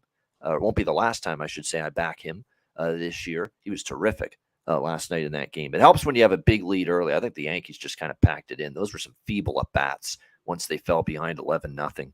Last night in that game. But nevertheless, I mean, it certainly feels like a Yankee spot. And Nestor Cortes is not someone I'm rushing to bet against. And you're going to look at him, and this is last year too with Nestor Cortes. He'd give up 6, 7, 8 hits in a start. And yet at the end of the day, 2 runs allowed, 3 runs allowed, 1 run allowed. He's just the king of minimizing damage. He really is. And he's been terrific doing that. And he's been very solid here in his first couple starts this year for the New York Yankees. And so he's in a spot now where his team is going to need him to pitch well, coming off of the debacle that we saw last night against the Twins. You mentioned, Jimmy, the Twins against lefties, not spectacular by any stretch of the imagination. So, it feels like a good Yankee bounce back spot. But Varland could pitch well. He's like, his numbers, like I say, with the Twins last year were decent. He's pitched all right down there in AAA, but still it's a tough matchup. It's Yankee Stadium. It's a good lineup off a bad loss. So I'm going to wait and see how he fares. It's a game I'm going to stay off. I'm actually a little surprised the over's taken this much money. I get it. It's going to be a very warm summer type conditions in New York too tonight, like so many places in the Northeast, but I'm not sure. Cortes is not someone I'm rushing to bet over the total. I'm surprised a little bit about this market. There's been a 14-cent move to the Twins since 10:34 this morning. So in the last hour and a half, a 14-cent move to the Twins. That surprises me. It does surprise me. Oh, there you go, Billy. Great. Because I know he pitched a handful of times for the Twins last year. Billy Friedrich in the chat talking about Varland. He did face this Yankees team last year. 1 start, 5.1 innings, 2 runs allowed, 3 hits, 1 walk, 7 strike. Not bad. So he has that 1 start against the Yankees under his belt, and it's more than decent, that start. 81% of the tickets, 74% of the cash on the New York Yankees. 76% of tickets, 69% of cash on the over. Nash Nate said it's nice as hell here in Rhode Island today. Yeah, it's nice that we get a little warmth here. Rogue Energy says there's tons of value on the Twins. Yep. I don't love the price on New York. That's why I'm off the game. I'm surprised that Cortes isn't. He's been so professional. I mean, he's just a professional piece. He gives you an honest effort, something you can trust. Maybe he doesn't go 7 or doesn't get to the quality start, but he knows how to get outs when he's in trouble too. He's done that so many times the last couple seasons. I mean, that's why his stat lines, Jimmy, so many times you see 7, 8 hits. Wow, this guy got hit around. Then you look at the runs he gives up, like 2 or 3 max. I mean, that's just been Nestor Cortes to a T. And Rogue Energy is on the Yankees -1, even though he does think there is value on the Twins. And Benny 101 says value doesn't always turn out winners. Luchace Fox took Twins reverse run line, says Cortes 5'10", 210, 5'10", 210. He's anything but a beast. He's lucky. That's it. Look, it's very difficult to make it as a pitcher at 5'10", just like it's very difficult to be a goaltender at 6 feet tall. And that's why I always have respect for those that can make it. Let's roll on. Next up for us, 7:07 p.m. Eastern, the big one for us up here. Tampa Bay Rays, 13-0, 3-0 on the road at the Toronto Blue Jays, 8-5, 2-1 at home. We're at the Rogers Center in Toronto, Ontario. And for this one, we call on the star of Say Hey plays of the day, live in studio at the Southtown 101. Please welcome to the show, Jose Bouquet. Jose, how are you, my friend? Hello, everyone. I'm doing well. Studio under construction right now, so I am from the other side of the green screen, but it's good times here. Good times. I got face fucked last night in baseball, but that's okay because we press on, and I'm excited to watch this game today. Yes, press on. If you're in single digits, just stay calm. I am absolutely not in single digits, but it's okay. Oh, I thought you were still in singles. Nope, it's okay. It's all right. That's why we continue pressing on. We put up a crisp 0-4 yesterday, which really just fucking really pissed me off. It's all right though, because my entire family's here, and when they look at me and they're like, "Why is Jose angry?" Why didn't you bet that Oakland-Baltimore over? That was the friggin' easiest bet I've seen all year yesterday. It made me sick. It makes me sick. Haller and fucking Irvin, who's not been good and never been good outside of Oakland. Yeah, it makes me sick. It makes me sick. But yeah, it's very reminiscent of why is Daddy always so angry, Jimmy, or why is Daddy angry? Yeah, it's the same thing here. So yeah, it's a time. Yeah, it is a battle. It's a battle. Newcorker says, "Can we trust Barrios tonight?" How about no? But let's break it down. I've not moved on this game yet. Rasmussen has looked nothing short of spectacular, but it's, facing the Nats, facing the A's. Now he's facing the Jays. Let's take a look at the line history here and the weather, as this roof will be open again, I imagine. No, it won't. Yep. It gets cold tonight. It's the weather starts changing around here. So that quickly, it's like going to be 30 this afternoon, and then it's going to switch that quickly. 57 Fahrenheit at 7 p.m. Isn't the number 60? Don't they keep it? Has to be over 60. I mean, it was 72 at first pitch yesterday. Interesting. By the way, Troy Torrance, just to answer your question, I did not end up moving on Red Sox first 5-team total. I wish I did. This roof is closed for sure. It's going to be 8 Celsius overnight. Everything changes. We go back to normal, man. Everything changes here like 2 hours. It's going to be like a 20-degree drop. Over 20-degree drop from afternoon to overnight. No. That's awful. Enjoy that. Oh no, God, that's so awful. Fuck, man. Taking off the shorts that I'm wearing right now, going to Long John's tonight. Imagine how cold it's going to be in Belleville. Okay, let's get back to work here. But the roof will be closed tonight, which is unbelievable. Okay, let's take a look at the line history here in this one.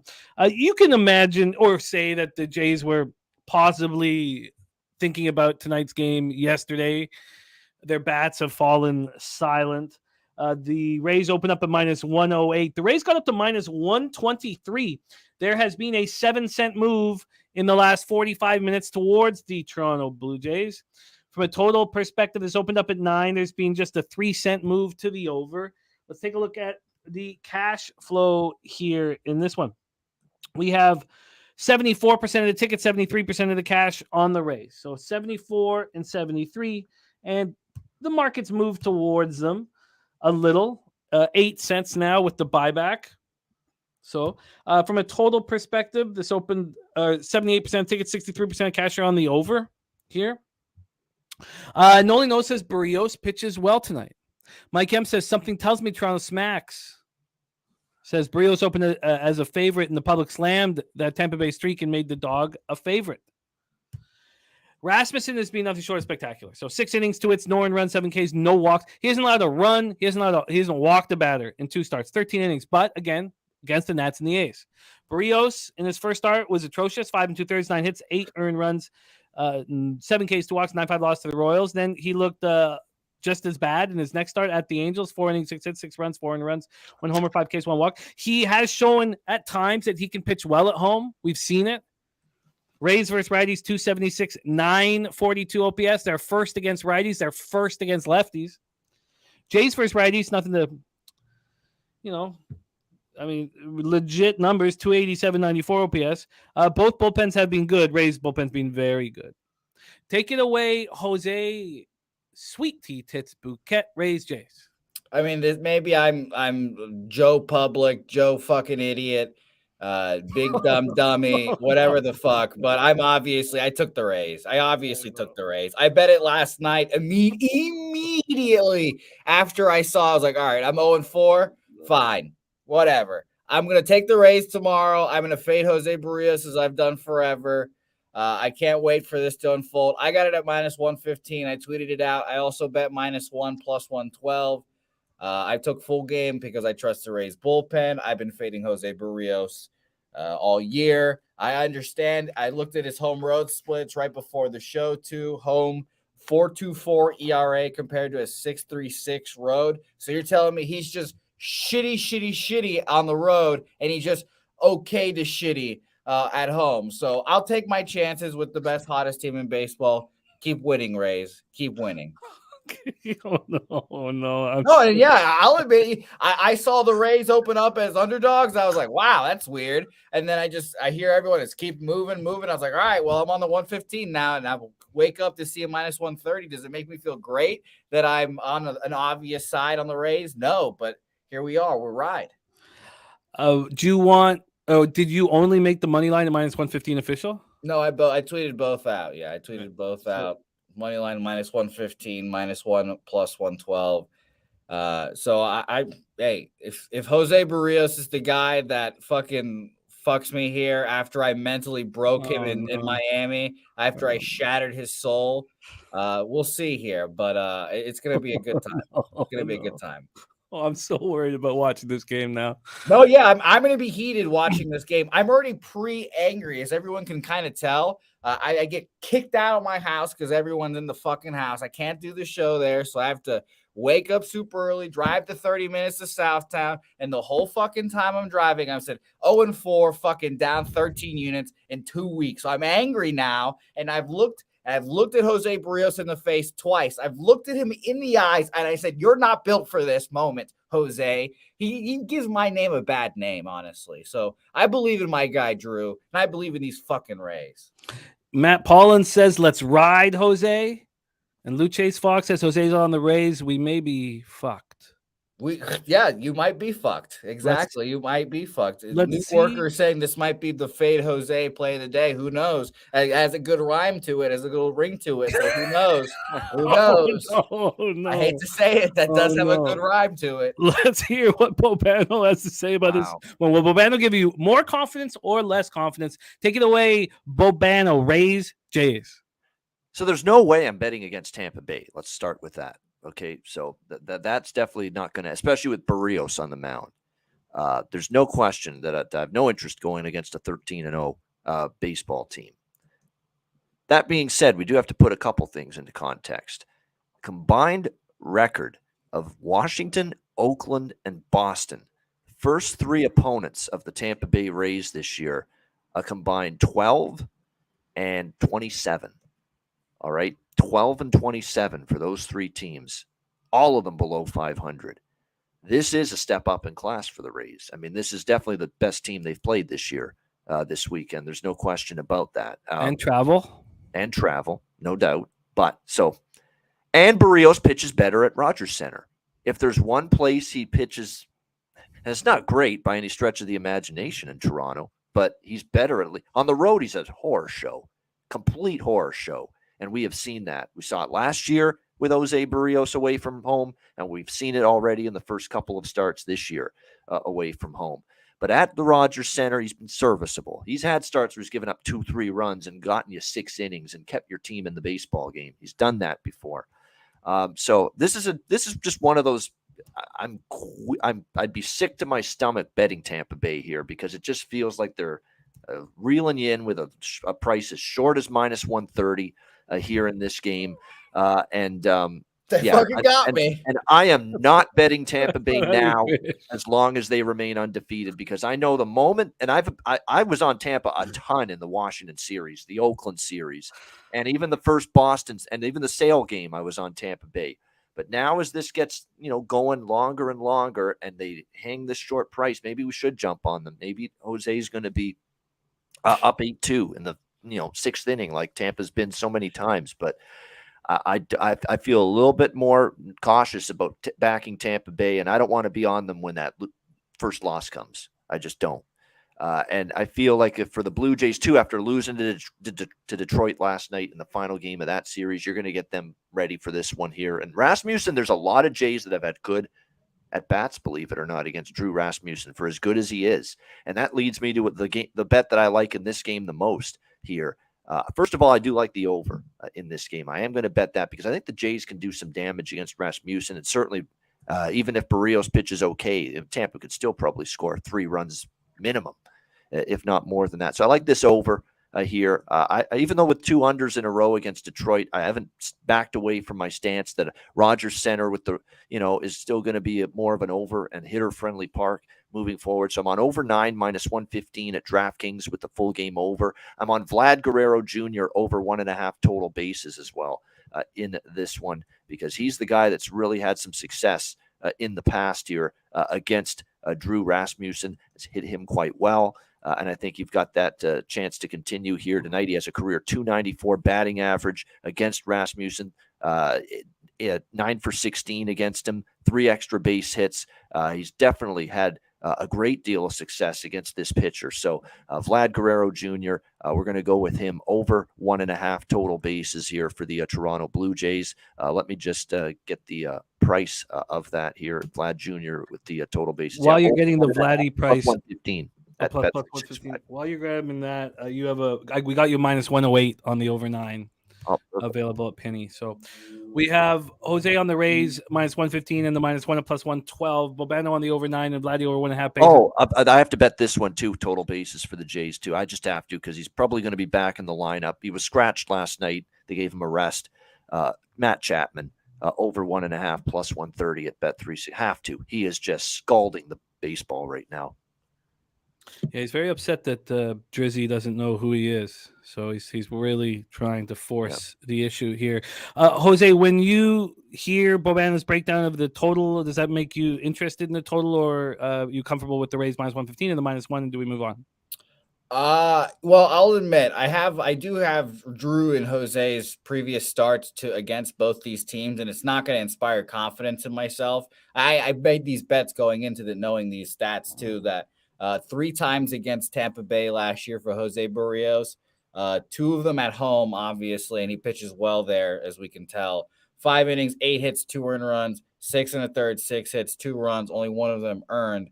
So I'm already pre-mad that I've made this bet and I'm reeled in there, but I don't have a feel in the over.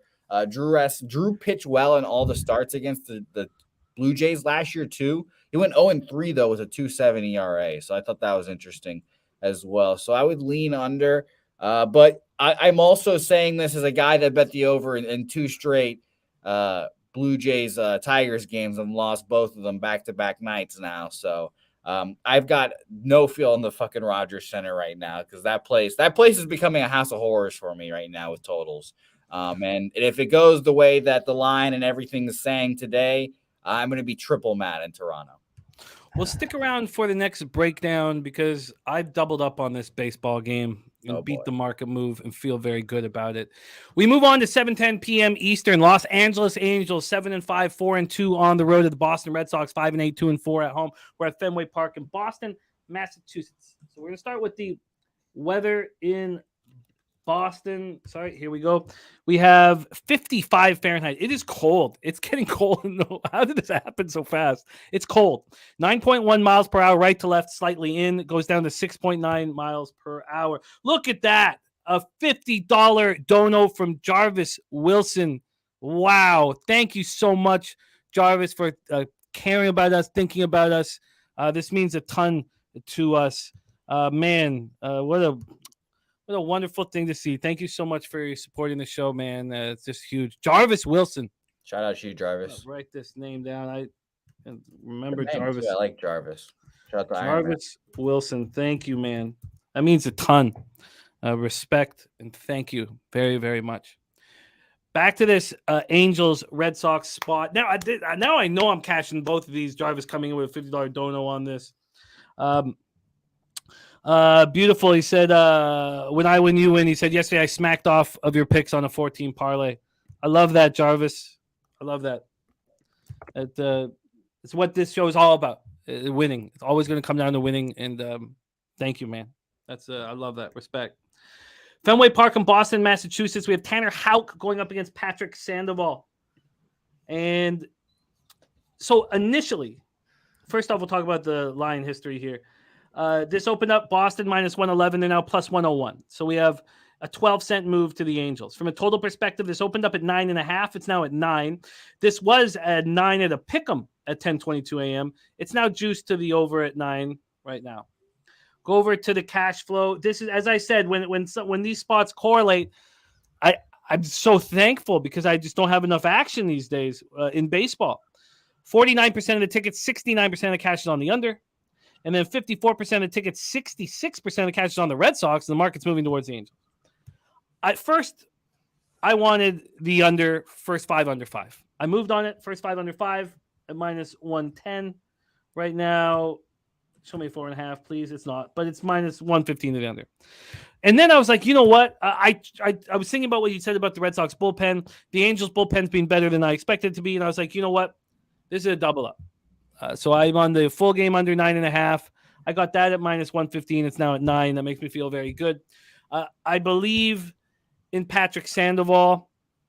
He, in his 13-1 win at the A's, went 5 innings, allowed 1 earned run. And look at that. Sharpie says, fucking offshores wouldn't let me in. He won the Red Sox first time team total under 2.5, but by the time the offshores let me in, it was minus 150. Pimp slot play of the day is the Angels, and Noli knows is on the Angels' first 5 money line.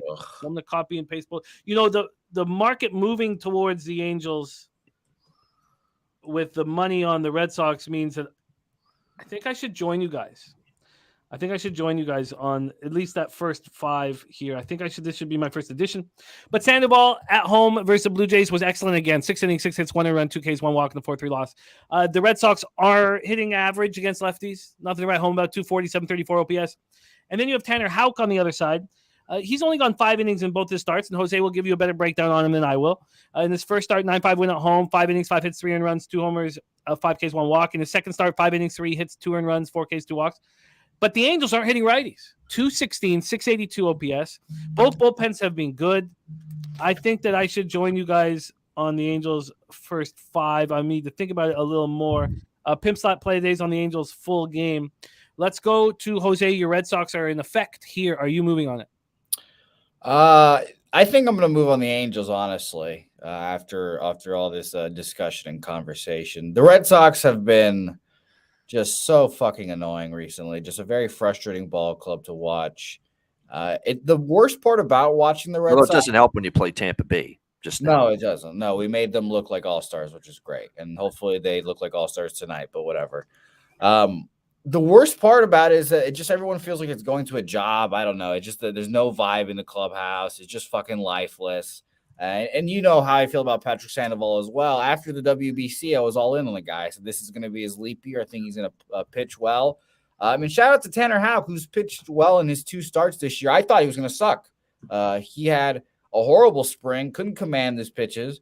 And now he's come out with 2 good pitches, 2 good outings back to back. I don't know. I would rather fade Tanner Houck than back him here. He's not a pitcher that I trust. And Shohei Ohtani, who I assume is going to be in the lineup, crushed, just absolutely just put his sack on the Red Sox and just fucking drug it all over us. Fucking did everything he wanted last time he was in Fenway. So Ohtani props if you guys are prop guys as well. But yeah, I just expect the Red Sox to just not, I don't know about win the full game here, but I'm on Angels first 5 with you guys. I am going to add Angels first 5 as well. I think this is a very telling market move. Bobano, take it away. I doubled up on the unders. Noli's on Angels first 5 money line. Pimp slot play today's Angels full game. Jose has moved on the Angels as well. You haven't bet that yet? No, yeah, I'm about to bet it now. Okay, I'm going to line shop for you, Jose. Bobano, what's your plan here? Yeah, I mean, definitely for me, I'd lean Angels. I respect Tanner Houck though a little more than I think some people do though, and that's what's going to keep me off it. But you're right, I'm impressed with Sandoval. There's no question about that. The Red Sox actually haven't hit bad against lefties. 240, 6.13 runs per game, against left-handed pitching. But no, Sandoval's been very good. Obviously, we saw him up against Toronto. It was dazzling. 1 run, 6 hits, 6 innings, pitched very well, shut down Oakland. But it was the Toronto start that impressed me because Oakland, obviously, not a great lineup. Toronto is, but he pitched very well in both games. Gives me the confidence that he can come in here, pitch well against the Red Sox, even with the Red Sox having decent numbers against lefties. But, Tanner Houck is someone that, I think is, capable. Now, last year, I thought he pitched all right at times. This year so far, in the 2 starts, hasn't been great, but hasn't been terrible. 5 runs, 10 hits, or 5 runs, 10 innings in the first 2 starts against Baltimore and Detroit. That's what he's going to do. He's going to go 5 innings. I would actually think, Boston with their bullpen issues at times. And if you look at it so far this season, you look at the ERA of the bullpen for Boston, 4, not great. You might even want a full game look here toward the Angels here in this game. But I understand why you want to back Sandoval. I like Houck a little bit more than the markets do, so I'm off the game. Let's move on, but we are locked in here. One more shout out to Jarvis Wilson for a $50 dono. Means a ton to us. It really does. Noli knows Angels first 5 money line. Mike M. Pimp slot play of the day of the Angels. I'd like Houck. I'm on the first 5 under 5 in the full game under 9.5. I'm adding the Angels first 5. And Jose, there's a minus 115 at 5 dimes, a minus 121 at Bet Online. We'll give you the minus 115 here, and you can use that for your tweet if you like, or the minus 121. Those are the best lines. Minus 125 for me if I wanted to bet it now. And I imagine that it could be minus 130 soon. I think I should probably bet that here right away. I think I will do that. Great job, Jose. Tell us a little bit about Say Hey plays of the day today. Yeah, on with Connor, full card breakdown as every game starts at like 6 or whatever time your time it starts. But it's going to be an exciting show. I obviously have to bounce back. I've got my plays already written down. Just going to wait until the show to make them official to talk them out. But yeah, I'm on those Rays and I'm on the Angels now, and I'm setting myself up for disaster. If I have another horrible day, I'll be betting against my favorite team and losing a bet against my least favorite pitcher in baseball, besides Garrett Cole, obviously. So it's going to be an interesting day. I can't wait to watch all the baseball. I'm sure it'll go swimmingly, and we have to have a good day today. So let's do it with Connor Mack. So it'll be a lot of fun. I love it. Thank you for joining us, Jose Bouquet. Big show today with C-Mac. I'm just betting this now as we speak. It's going to take me a little bit of time here, but let's move on to the next spot on the board for us. Next spot on the board for us, Baltimore Orioles at Chicago White Sox, 7:10 p.m. Eastern. We're at Guaranteed Rate Field in Chicago, Illinois. By the way, C. Bling liking Red Sox full game, and C. Bling trying to tell Jose, says, Jose, I'm telling you, today is a Red Sox day. And Nasty Nate. Maxwell, he says it's hot as balls in Boston. That's going to go away here. It's good. Like there's something's happening in the weather in the next, maybe in about 2 hours, 3 hours, where everything just changes and it just dips. And we're going to have snow on Tuesday here, probably. Let's go over to the weather first off in Chirac. 73 Fahrenheit at first pitch, 7.4 miles per hour in. Goes down to 6.3 miles per hour. Let's take a look at the line history here for this one. Wells Clevenger. We know Clevenger had a very ugly offseason. And we know that certain athletes, when they have, real troubles in the, outside of the diamond, just want to focus on sports and just want to come, to the rink or go to the court or to the field. And it seems like that's what Clevenger is doing. He looks pretty locked in. Baltimore opening up at minus 104 to now minus 110, a 6-cent move towards him. Total wise, it's opened up at 9 minus 106. The pick 'em, there's been a 3-cent move to the under. So 3-cent move to the under and 6-cent move to the Orioles. Take a look at the cash flow for this one. We have, I moved the wrong direction. Here we go. We have 43% of the tickets and 86% of the cash on the Orioles and a slight move towards them.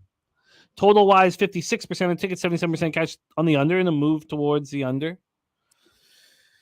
Tyler Wells going up against Clevenger. Wells looked excellent in his first start. 5 innings, didn't allow a hit. So both pitchers have almost the exact scenario. They both looked excellent in their first start, and they both got touched up in their most recent start. Tyler Wells in his first start at Texas, 5 innings, no earned runs, no hits. 2 strikeouts, no walks. Second start at home against the Yankees, 6 innings, 6 hits, 4 earned runs, 6 Ks, no walks. At least he made it through 6. Did allow 2 homers. Clevenger, first start at the Astros, looked great. 5 innings, 3 hits, no earned runs, 8 Ks, 3 walks. And second start at the Pirates, got touched up, 5 1/3, 8 hits, 4 earned runs. O's rating 249, 760 OPS, first righties. White Sox are doing the exact same thing they did last year. Hitting with average, but no power at all. 258, 703 OPS. O's bullpen, a big advantage over the White Sox. 3.98, 1.23 whip. White Sox bullpen, absolutely atrocious. 7.01 ERA, 1.83 whip. Billy Friedrich says White Sox, and he loves this team, says White Sox already suffered the same injuries last season. Jimenez, Anderson, Joe Kelly, Moncada. And Luchace Fox says, I hate taking the Sox without Anderson. Take it away for us here, Bobano, Orioles, White Sox. Yeah, I'm in this game. I'm on the White Sox here, full game money line, because I want the full game because of Baltimore's bullpen state. They had that crazy game yesterday with Oakland. Just an insane game. It was a very good game for me. I mean, I had Ryan Mountcastle home run prop over total bases.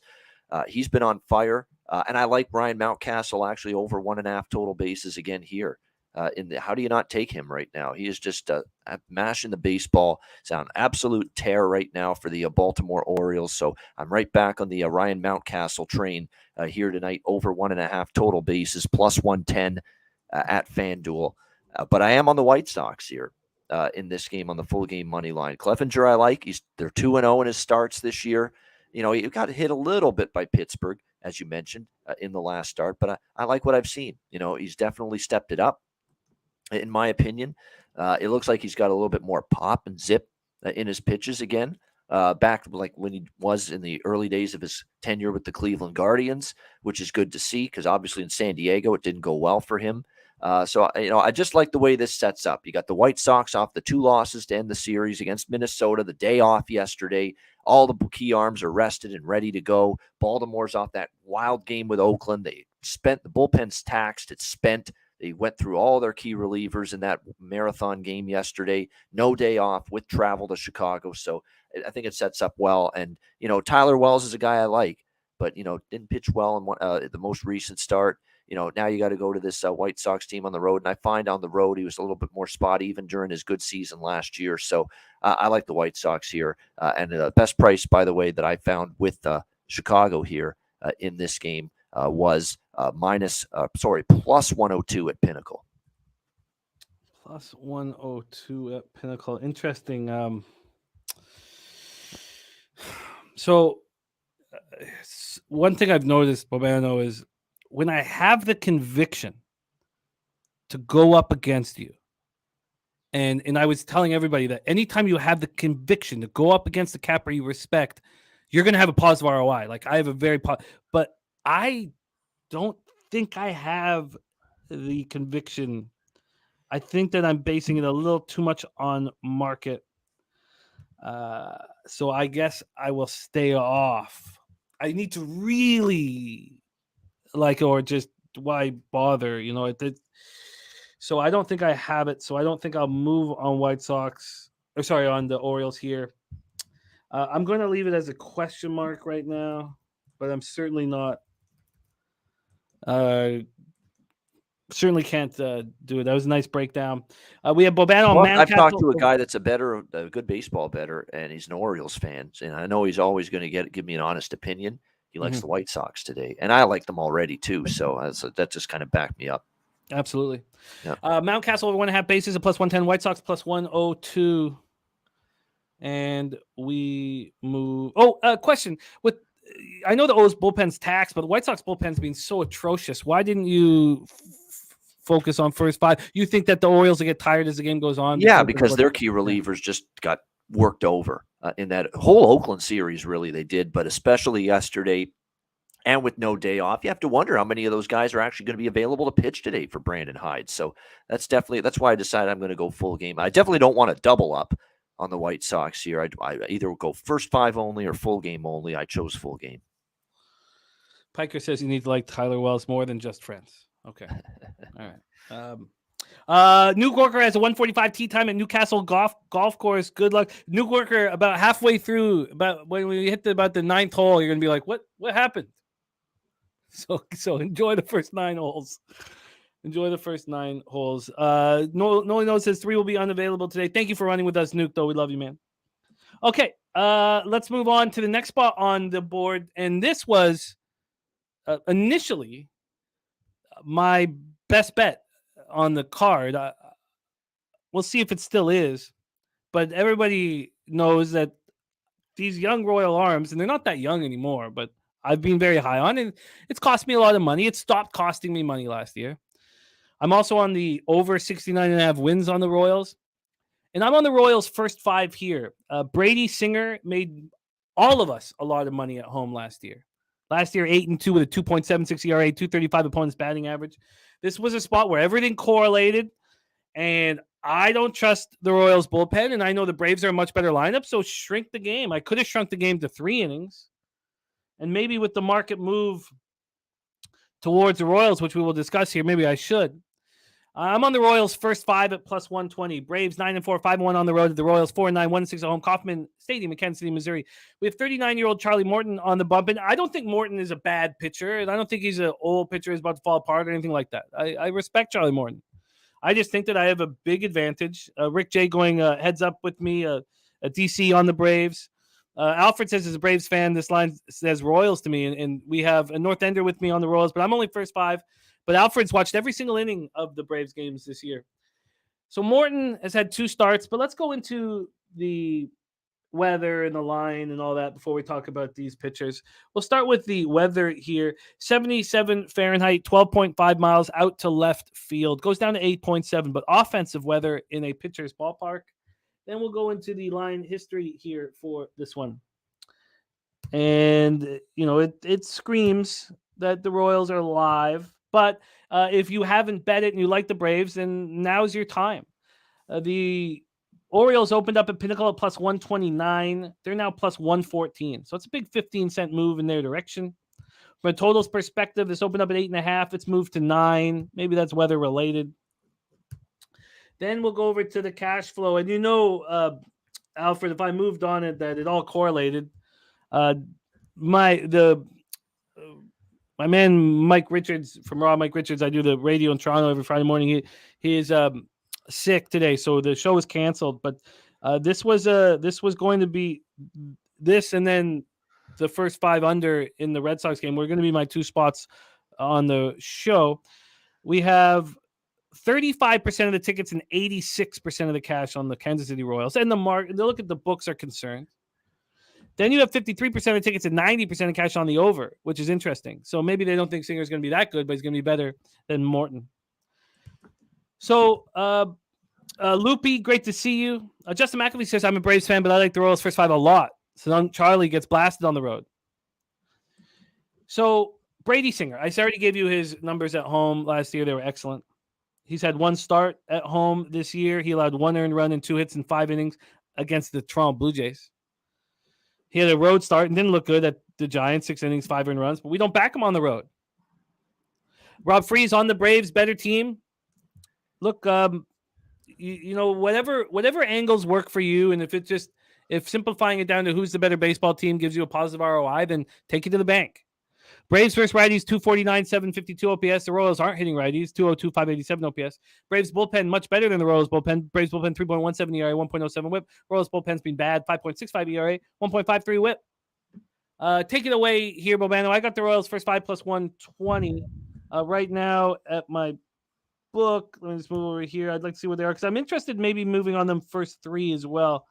Right now, the first 5 is plus 110, so I'd beat it by 10 cents. I'll take it. Take it away for us here, Bobano. Finally, action for me, Braves Royals. Yeah, you know what I'm going to do? I'm going to do two Kansas City bets because I'm with you here on. I do like Kansas City first 5 as well, plus 110. But the bet that another bet that I already placed on this game, and only some books have first 5 innings, first half team totals. I'm on the Kansas City Royals over 2.5. plus 130 at Pinnacle, first 5 team total. And I don't do many of those, but I like that here in this game. And I find that, you know, just in case Singer struggles against what's a very good Atlanta lineup, I could still cash that team total in the first 5 innings with Kansas City because I'm pretty convinced Kansas City can do damage against Morton. Old man Morton has a 4.45 ERA in his career against Kansas City. That's not great. He doesn't pitch as well away from Atlanta. I like the team total look in the first 5 innings for Kansas City over that 2.5 plus 130. But I'm going to go with the plus 110 money line first 5 innings as well for Kansas City. And Singer is someone that I think he is still by far their best starter, you know, on paper. And I know he struggled a little bit last time against San Francisco. Let's not forget how he pitched in this ballpark, Kauffman Stadium against Toronto. Pitched pretty well. Held that Jays team to 1 run in 5 innings. That's a game that the Royals won. Ended up winning that game 9-5. It was the only game they won in that series against the Blue Jays. So this is what Singer does. You know, he's especially in this park, He's pitched well here for the more often than not. He can keep his team in the game. And again, I think he's just got the better edge in the first 5 innings in the starting pitching matchup over old man Morton, who I don't trust away from home, who doesn't have a great track record against this Kansas City Royals team. So 2 bets for me here. Kansas City first 5 team total over 2.5 plus 130. Kansas City first 5 money line plus 110. You got it. And I'm with you on the Royals first 5. We ride together. I am adding, first 5 plus 110. I am adding the first 3 at plus 105. I'm adding the Royals first 3 plus 105. Loopy says you don't want full game with Kansas City, in my personal opinion, because you're talking about a 5.65 ERA bullpen for Kansas City, and the Atlanta bullpen's actually been pretty good. And Loopy says Morton will shut out KC. Look, KC bats are poor. 202, 587 OPS, and we know that. Let's be honest. Sal Perez once in a while can hit. Hunter Dozier's a strikeout machine. I hate that guy, as far as I'm concerned. And Pasquantino and Bobby Witt Jr., I respect them a little bit. They're capable. Sure. They can hit. But after that, it is kind of a thin lineup. I do agree. But they may not need a whole lot against Morton here. Pistol Pete's always believed that the surge in velocity from Charlie Morton late in his career was a Trembolone situation. And, obviously we have no proof of anything. But hopefully for you, Loopy, he's hammering that as we speak. Hopefully he's got the needle out as we speak. Hopefully his testicles are shrinking and the back knee is blowing up as we speak. Bobano and I are in. Piker says this screams full game over. Bobano's this confident with KC getting at least 3 early combined with the ship bullpen you just described. I think Brady can go 6. But all I need him to do is go 5. All right, Royals first 5 plus 110 for Bobano. Royals team total over 2.5 plus 130 for Bobano. I'm already on the first 5 plus 120. I'm adding the first 3 plus 105. We move on. 8:10 p.m. Eastern. Keep a close eye on this series. Texas Rangers, Houston Astros, because this is our Sunday night baseball live stream, which will lead us into Clippers Suns, which will also lead us into the Nuggets game. It's going to be a really fun Sunday night live. I'll have the Kraken ready to. I'm just. It's my Friday and Saturday night combined. Is Sunday Night Live, and they know it. I don't drink unless I'm on a live stream. Now it's the life that I've decided to deal with, and so I get very excited about the live stream. I can feel it right now. Texas Rangers 7-5, 1-2 on the road at Houston Astros 6-7, 3-4 at home. Minute Maid Park in Houston, Texas. We have Martin Perez going up against Luis Garcia, who's looked a little vulnerable early in the year. And what a professional Martin Perez is. Could have been picked up for a cup of coffee a couple years ago. And why did the Jays not do that? Let's discuss the line history here on this one. We have, and we need to speed this up a little bit. Houston opening up minus 151. They're now minus 158. From a totals perspective, this opened up at 8.5. Juice to the under. It's now juice to the over. So we have a 15-cent move to the over here in Martin Perez, Luis Garcia. We already heard, there he is right there. We already heard from LJ from H-Town on Astros money line and the team total over 4.5. Troy Torrance going to get some Casamigos for that. Troy Torrance making his Pub Sports Radio debut this Sunday on our live stream. Let's take a look at the cash flow in this Rangers-Astros spot. Here we go. We have 70% of the tickets and 86% of the cash on the Houston Astros. 86% of the cash on the Houston Astros, and the market has gone 7 cents in their direction. And there wasn't really a move towards them until 10:34 this morning. Not a lot of movement, but at least there's some for those of you on the Astros. 81% of the tickets, 74% of cash on the over. Markets moved to the over. LJ says Garcia is vulnerable. That's why the game's going over 8.5. Nutflesh says Royals bats will slowly pick up. They set 3.5 the other day. It cashed by the 3rd inning. Rick J says it makes sense why Garcia has started bad. Andrew G says Perez is good, but usually at home. His first start at home versus Phillies, he was great. 5 2/3, 8 hits, 1 earned run, 7 Ks, 3 walks. Now he's on the road here. In his second start was on the road at Wrigley, went 5 innings, 5 hits, 3 runs, 2 of which were earned, 1 homer, 5 Ks, no walks.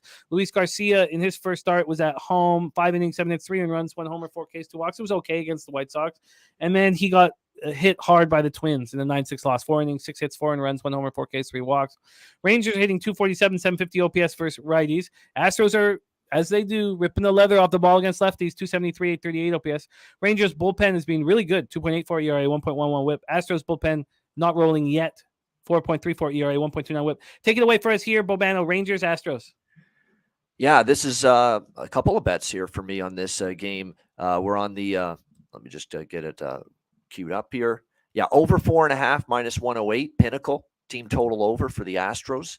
And we're on the full game over in this game as well. Over 8.5, minus 110 at Bet Rivers. So there you go. A double up here. Astros team total, full game over here for me with Texas and Houston. So let's, I've got the, I've got so many windows open here. Here we go. Let's take a look at some of these hitters of Houston with the track records they have against Martin Perez. We have Martin Maldonado, 10 for 21, 476 average against Martin Perez. We have Kyle Tucker, 7 for 16, 438 batting average against Martin Perez.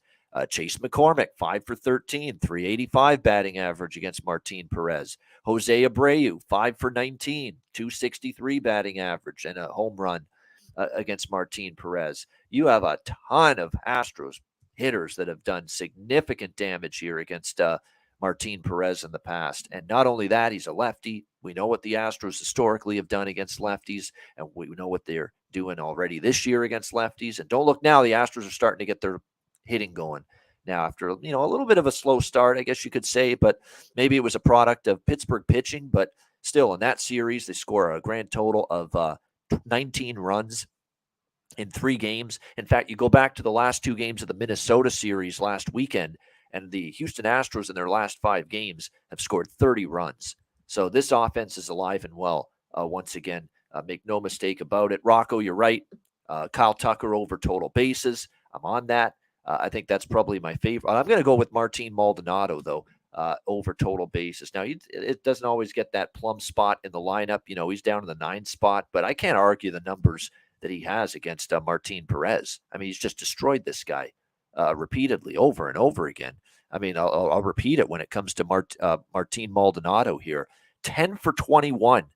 And that's not a small sample size. That's 10 hits and 21 at-bats and 476 batting average against Martin Perez for Martin Maldonado. So I'm on the Martin Maldonado basis prop as well, which is a great price and a great number. It's over 0.5 total bases at minus 105 at Bet365 for Martin Maldonado in this game. I love that, given the track record he has against Martin Perez. And for Kyle Tucker, it's over 1.5 total bases plus 115 at Bet365. Hell, I'm going to get in on Abreu too.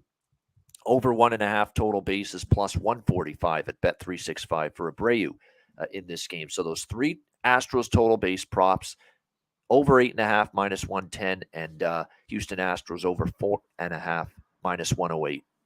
Minus 108. Tucker juice on the over 1.5. Plus 115. Plus 115. And then the Abreu over 1.5 bases juice? Plus 1. Oh, I just had it up there. Plus 145. There we Plus go. 145. All right. Locked in here. A lot of love for your action here in this game. Feels like these are guys that have ripped Martin Perez. Abreu, Maldonado, Tucker, all 3 of them. This total, we've had a 15-cent move towards the over. And then we have the Astros.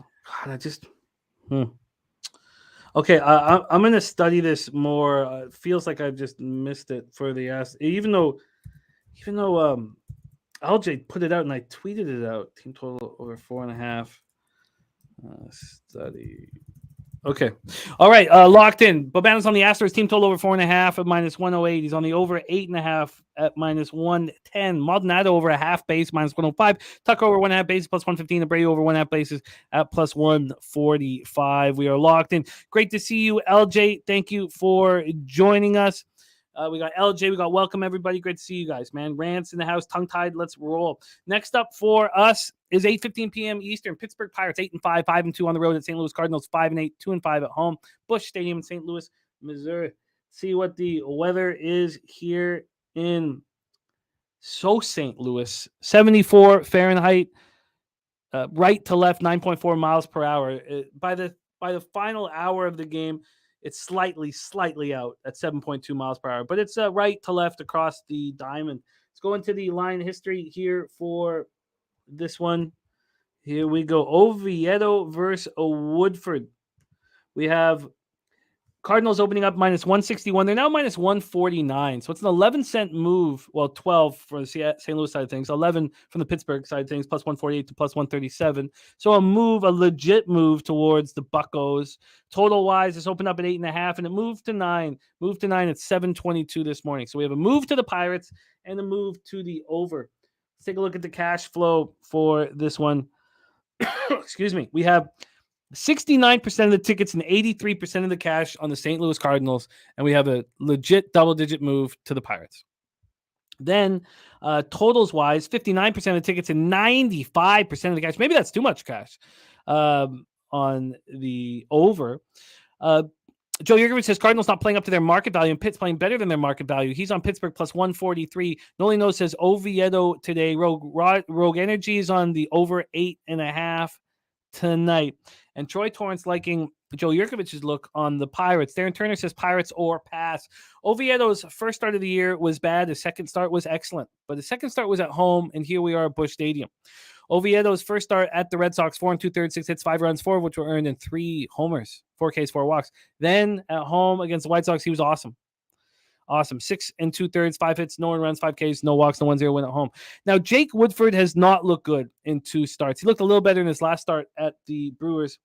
But this is a first-round draft pick, and, at times you just have to trust. You just have to trust if a baseball club that you respect believes in a pitcher. 39th round pick in 2015 out of high school. Let's take a look at his minor league numbers as well as these 2 starts. I can give you his 2 starts in the show. 4 1/3, 7 hits, 6 earned runs, 3 homers, 3 Ks, 3 walks, 84 loss at home to the Braves. Then 4 2/3, 6 hits, 3 earned runs, 1 homer, 5 Ks, 1 walk, and a 6-1 loss at the Brewers. Pirates hitting 225, 726 OPS versus righties. Cards 267, 768 OPS. And let's take a closer look at Woodford. So last year he split between AAA Memphis and Major League Baseball. He was awesome. 2.23 ERA in the show, 1.12 whip. And he was very good in Memphis, 3.14 ERA, a little higher whip at 1.35, but he was very good. He walked too many batters in Memphis, and he kind of curtailed that a little bit, but he does have a poor K to walk ratio here. Joe Yurkovich says, looks like reverse line movement here. It certainly does. And Noli No says Oviedo was with the Cards first, but Billy Friedrich on Cards run line. Troy Torrance says, I want to be on the Pirates, but don't want short-term memory to impact my decision. Take it away for us here. Both bullpens good. 3.51 ERA for the Pirates and 1.34 whip, and very similar for the Cards. Take it away for us here, Bobano, Pirates, Cardinals. Yeah, I'm actually surprised Jake Woodford struggled this much. I actually kind of thought he would be someone to be looking to back. I can't right now. I mean, this has been dreadful here, these first 2 starts. I want to see evidence of him, getting his shit together here. But these first 2 starts for Woodford against Atlanta and Milwaukee were dreadful. 9 runs allowed in 9 innings, so basically a run per inning. Command issues, control problems, 4 walks in those 9 innings. The gopher ball has been an issue, 4 home runs allowed in these first 2 starts. So nothing good to say right now about Jake Woodford in these first couple of starts. Now, I think in time he could turn things around, but certainly hasn't been lately. And Johan Oviedo here for Pittsburgh. I don't trust him against this Cardinals lineup at all. And you look at his last start at home against the White Sox, he did pitch well, but first start against Boston, not very good. 5 runs, 6 hits, 4.2 innings of work. That's something to point out. I think if you look at the Cardinals, which a team we've historically known the last season or 2, excellent against lefties, but haven't always been as good against righties. Their numbers against righties have gone up a little bit this year for the for the St. Louis Cardinals. So that I like to see. No doubt. And I still respect this lineup quite a bit. I remember, obviously, the Toronto series, they were on fire, and they had a little bit of a lull there. The Atlanta series, they got shut out the first game in Milwaukee.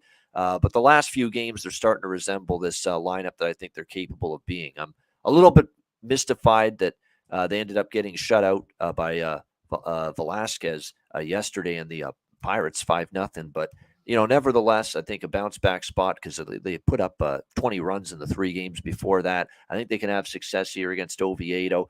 Don't fully trust the Woodford though right now against this Pittsburgh team, which has actually been a pleasant surprise offensively this year with the way they've been able to hit. Just in the last 3 games, they scored 7 against Houston and Javier, which was and the Astros bullpen, which was very impressive. They get the 5 runs in the series opener last night to beat St. Louis. So, this Pittsburgh lineup, they've definitely been impressive. And what's been impressive too is, the last couple of games, absence the O'Neill Cruz injury, which was just devastating. Hate to see that for Pittsburgh. They've still been able to hit. So I like the total here, over 8.5, minus 130 at the score bet. I laid a little more juice with the 8.5 as opposed to 9 at even money, but I wanted the 8.5. So that's what we're rolling with, 8.5 minus 130 over. You got it. You are locked in. I can't just make a bet based on the reverse line movement. My X's and O's have to all correlate, and they don't quite here.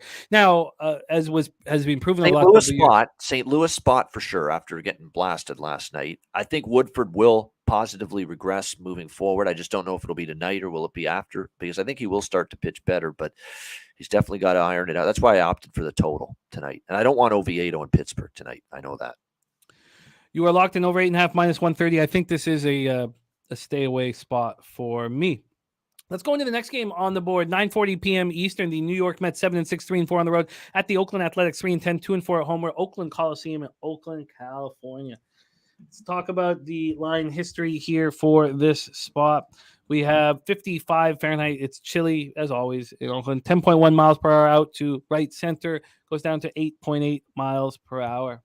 Take a look at the line history on this spot here. Senga versus Caprillion. We have the Mets opening up at minus 172. They're now at minus 219. Wow, 47-cent move. Unbelievable. Totals wise, this opened up at 8, minus 106 to the over. It's now minus 115 to the over. Now, this did touch 8.5. It touched the 8.5 at 11:08 a.m., and it lasted there for 1 minute. That's interesting. Lasted there for 1 minute before it went right back to the under. Now, there's still been a 9-cent move to the over, but that's interesting. Let's take a look at the cash flow for this spot here. Mets, A's. We have 95% of the tickets, 96% of the cash on the Mets. Now, you could say that's an alarming amount of money that you don't want to be part of, but at least the books have been very concerned and are moving the line heavy. So that's, if you're on a side with that much money, you just at least should have the books show fear, and they've done that. Total wise, 35% of the tickets and 87% cash on the under, but we saw the 8.5 for a second. Sharpie says no sleep for the wicked. He's got Senga 6+ strikeouts last night, minus 112. Now it's minus 140. So he beat that move by 28 cents. Excellent work here. Mikey M says Oakland 40-25 straight up and 44-18 over trend. Kodai Senga has been very good in his first start. 5 1/3, 3 hits, 1 earned run, 8 Ks, 3 walks, 5-1 win at the Marlins, and then he faced the Marlins again and he was just as good. 6 innings, 3 hits, 1 earned run. It was a solo shot, 6 Ks, 3 walks. Caprillion has looked awful. First start was at home against the Tribe, and he allowed 5 earned runs in 5 innings. Second spot was 11-0 loss at the Rays. He allowed 7 earned runs and 3 jacks in 4 2/3. The Mets are not hitting righties. The Mets are not hitting that well, but Sharpie does believe in this offense and expects these numbers to improve quickly. 190 batting average, 610 OPS right now versus righties. A's versus righties, 219, 654 OPS. Who would have thought that the A's would be hitting righties better than the Mets at this time in the year, but it's just started. Mets bullpen, 3.72 ERA, 1.30 whip, being good. A's bullpen's being atrocious. Take it away for us here, Bobano, Mets, A's. Yeah, I mean, definitely when you look at this matchup here for the Mets, look, the Mets have been underwhelming. Let's call it like we see it here. I mean, they're 1 game above 500, 7-6. They're 3-4 on the road. So I mean, they haven't really put it all together yet, but they won 2 of 3 against San Diego and Miami on that homestand at Citi Field. Now, Miami it's not right saying much because it's the Marlins, but 2 of 3 against San Diego, pretty solid there. I give them a lot of credit for that. So I think this is an opportunity maybe for the Mets to build off that. Now they get to go on the road against an Oakland team that, I think in theory they should be able to have some success with here in this series. And I like Kodai Senga here for the New York Mets. He's got some great swing and miss ability. There's no question about that. For the New York Mets, he's able to get swings and misses. You look at the first couple of starts for him for the New York Mets, and he gave up just one run against the now again the Marlins in both of those starts, but still 6 strikeouts, 8 strikeouts, 14 strikeouts for Kodai Senga in those two starts combined. So he's just got really good ability to miss bats. And that's what you like to see. There's no question. So what I like here is over 5.5 strikeouts here. Minus 146 at Caesars looks to be the best price on this. Kodai Senga, over 5.5 strikeouts, minus 146. I'm going to roll with that here in this game tonight. I think it's a pretty decent look. I'm actually going to go with something a little bit unique here. I found this bet at DraftKings, and it's a combo of 5 or more strikeouts for Kodai Senga and New York Mets money line. It's a combo bet. Senga 5+ strikeouts plus New York Mets money line. It's minus 125 at DraftKings. I'm also going to add that to the card. I think the Mets win, and I really like Senga racking up the Ks tonight.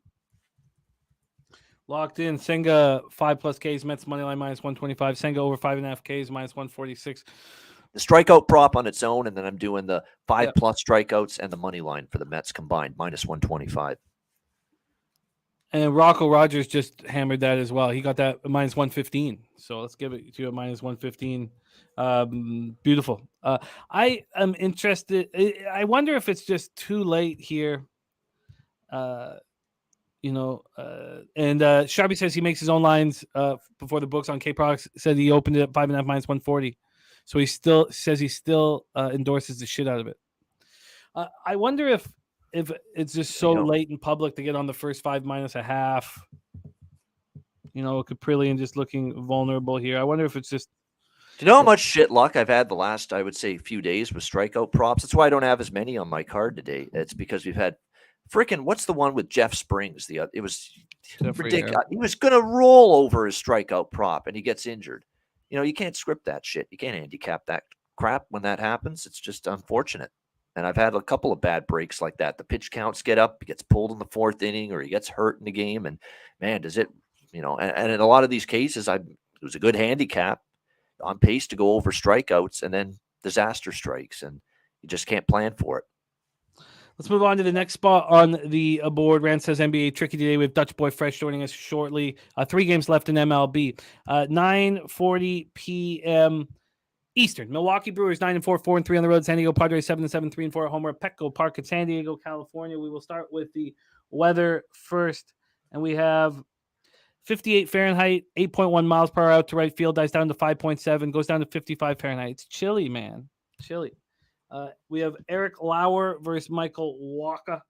Let's start with the line history here for these two. Here we go. We have Padres opening up minus 155 to now minus 157. So just a 2-cent move towards them. Total wise, this opened up at 8.5, and it has not moved. Not a cent. So we'll take a look at the cash flow here in this one. 62% of tickets, 58% of cash on the Padres. 48% of tickets, 76% of cash on the over, but as I said, it has not moved. Billy Friedrich says Lauer has been getting torched. Lauer's one of those pitchers that he can pitch very well at times, and generally you would like him at home, but in that first start at Wrigley, he was fine. 5 1/3, 5 hits, 2 earned runs, 1 homer, 6 Ks, 2 walks. Then he looked bad at home against the Cardinals, but we know what the Cardinals can do to lefties. I mean, I think you can legitimize what happened there. Michael Wacha, on the other hand, he looked bad in his first start at home versus the Rockies, 6 innings, 6 hits, 4 earned runs. And then he looked very good at the Braves, very good at Atlanta, 6 innings, 2 hits, 10 Ks and 1 walk. Brewers are hitting 267, 70, 85 OPS versus righties. Padres hitting 246, 744 OPS versus lefties. Brewers bullpen's been lights out, but they haven't, as was mentioned by Jose yesterday, they haven't had a lot of innings. Their starters have gone deep. 1.65 ERA, 1.12 whip. Padres bullpen 3.78 ERA, 1.41 whip. Take it away for us here, Bobano. Brewers, Padres. Yeah, this is Eric Lauer again for the Brewers, who I'm not totally shocked that he's struggling. I said I don't think he's going to be as good this year. Well, the last start, actually, the first start wasn't bad against the Cubs. Last start against St. Louis was rough, though. 6 runs, 7 hits, 4 innings against the Cardinals on April 8th. He didn't pitch great. Michael Waka Flocka Flame now with the Padres. First start against Colorado, solid, decent, I guess. 4 runs, 6 hits, 6 innings. Was great against Atlanta. I'll be honest, I did not expect that. 2 hits, shutout baseball in 6 innings, 10 strikeouts against the Braves in that start for Waka. A 4-1 win for the Padres, who's very good in that outing. We'll see if he can carry that over here to this game tonight facing the Milwaukee Brewers. I got to wait and see, to be quite honest, going into this one. So, you look at this matchup here. I think I want to take the Padres, but I don't trust Waka fully. So rather than the money line here with the Padres, I think I'm going to do the team total route. I feel a little I feel a little safer with that. So over 4.5 minus 114 at Pinnacle for Padres team total over. Padres team total over 4.5. What's that? Minus 115, you said? Minus 114. Minus 114. Locked and loaded. I don't feel comfortable with these 2 pitchers yet. I do know that they can turn it on, but we also know they can turn it off. And here you have bigger bets on the over, and the line's not moving. It's going to be cold. It leads me to think that this could easily be under, but I just don't trust it enough here, especially with the way the Brewers are hitting righties to start off the year, and the Padres are hitting lefties better than they did last year. So I'm going to stay off of this spot. DC Capper on the Mets on the run line. Bo Jackson says he's still going through with the Thunder. Oh, T-Wolf still studying. Okay. There's Swiss Horton in the house. What up, Swiss, my guy? All right, Bobano has moved on Padres team total over 4.5 minus 114. Let's move on. 2 games left on the card before we get in the NBA. 10 p.m. Eastern. This one's going to be a fun late one.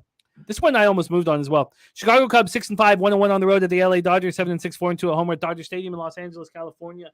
Let's start with the weather here at Chavez Ravine, and it's chilly in LA. 57 Fahrenheit, 9.1 miles per hour to right field, goes down to 5.9. Let's go over to the line history here with this Steele versus Syndergaard. We have the Dodgers opening up minus 169. They're now minus 155. So a legit move towards the Cubs. The Cubs have gone from 155 to 142, 13 cents over there. A legit move to the Cubs, and this total opened up at 8.5. It cut down to 8 for 15 minutes. That's at 8.5 juice to the under, but it did get down to 8, but didn't last there long. Let's take a look at the cash flow for this one. We have 47% of the tickets and 88% of cash on the Cubs. Then you have 41% of tickets, 76% of cash on the under. I mean, Syndergaard to me is a question mark, but he's had 1 start at home and he looked very good there. 6 innings, 4 hits, 1 earned run, 6 Ks, no walks, and 2-1 loss at home to Arizona. Then he looked really bad at Arizona, seeing him a second time. There's times where Syndergaard just doesn't have enough movement on his pitches. Justin Steele's looked very good in 2 starts. 6 innings, 3 hits, 8 Ks, 1 walk, and a 3-1 loss at home to the Brewers. And then another 6 innings of 4 hits, 1 earned run, 3 Ks, 4 walks, and 10-3 win at home over the Rangers.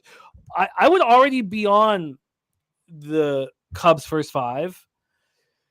But Steele having 2 starts at home, looking excellent at home. Now he leaves Wrigley. And that's what kind of gave me pause.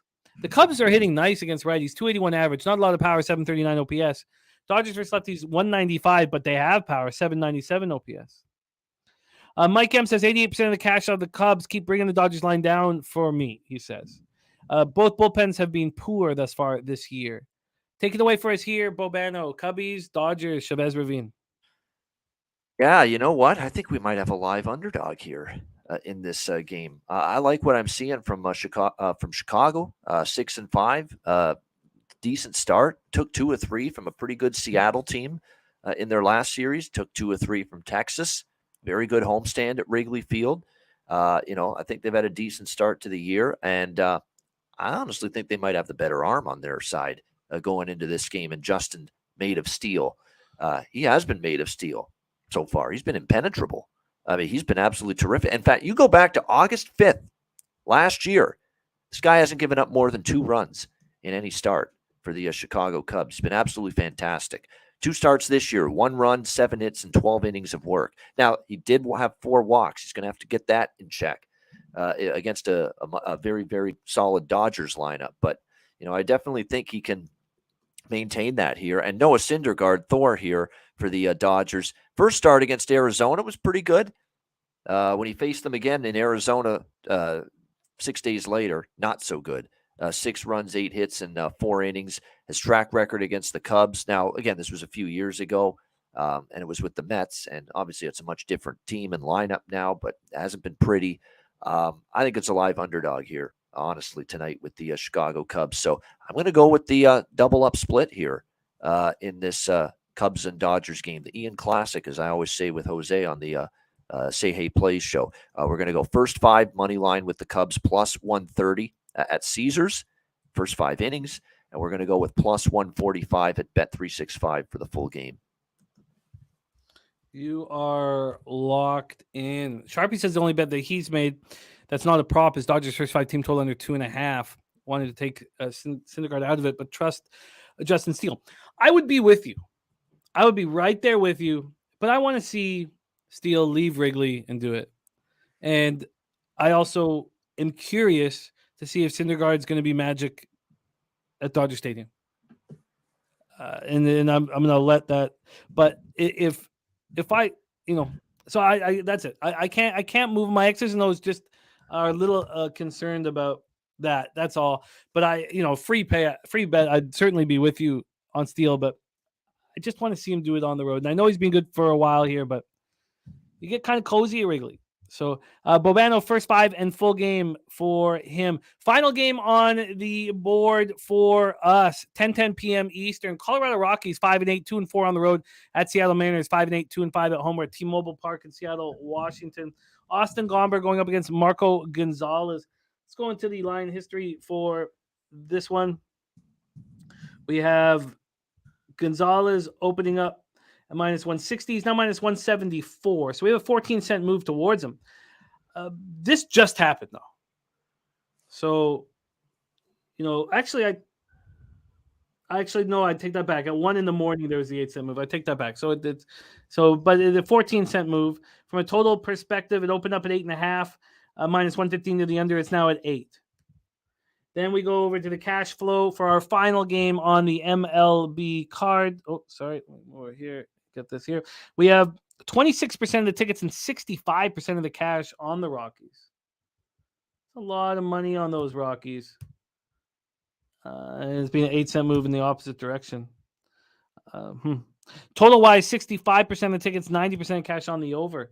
65 and 90 on the over, and we've seen it, drop from the 8.5 to the 8. Very confusing market here. Gomber's had 2 starts. First one at the Padres. He looked decent. Quality start. 6 innings, 4 hits, 3 runs, 2 homers, 4 Ks, 1 walk, 3-1 loss. Then he was at home versus the Nationals, and they got to him. 4 2/3, 7 hits, 5 runs, 5 Ks, 1 walk. Also a solo shot. Or I don't know if a solo shot, but a homer. Marco Gonzalez on the other side looked bad at home in his opening start of the year. 5 innings, 6 hits, 4 runs, 1 homer, 1 K, 2 walks at home to the Guardians. And then he faced the Guardians again in Cleveland, and he looked much better. 5 2/3, 6 hits, 1 run. Rockies have not shown the power against lefties yet. We think it's coming, but yet. 271, 707 OPS. Mariners versus lefties, 200, 607 OPS. They're just not hitting it all. Rockies bullpen looks bad. Mariners bullpen looks decent. Take it away for us here, Bobano. The last game on today's card, Rockies Mariners. Yeah, this one, Seattle off the road trip. Of course, they're back home off a road trip, but they get the day off. That's significant. If it was no day off, it would be a little bit of a tough spot going from Cleveland and Chicago back home here, but they get the day off and get back home. And I think this sets up really well for the Mariners because I know for a fact they're not going to be thrilled with the way they played at home in their first homestand. Remember the Angels and the Guardians back-to-back to start the year? They didn't have a great homestand. I think they want to make amends for that. They're the better of these two teams.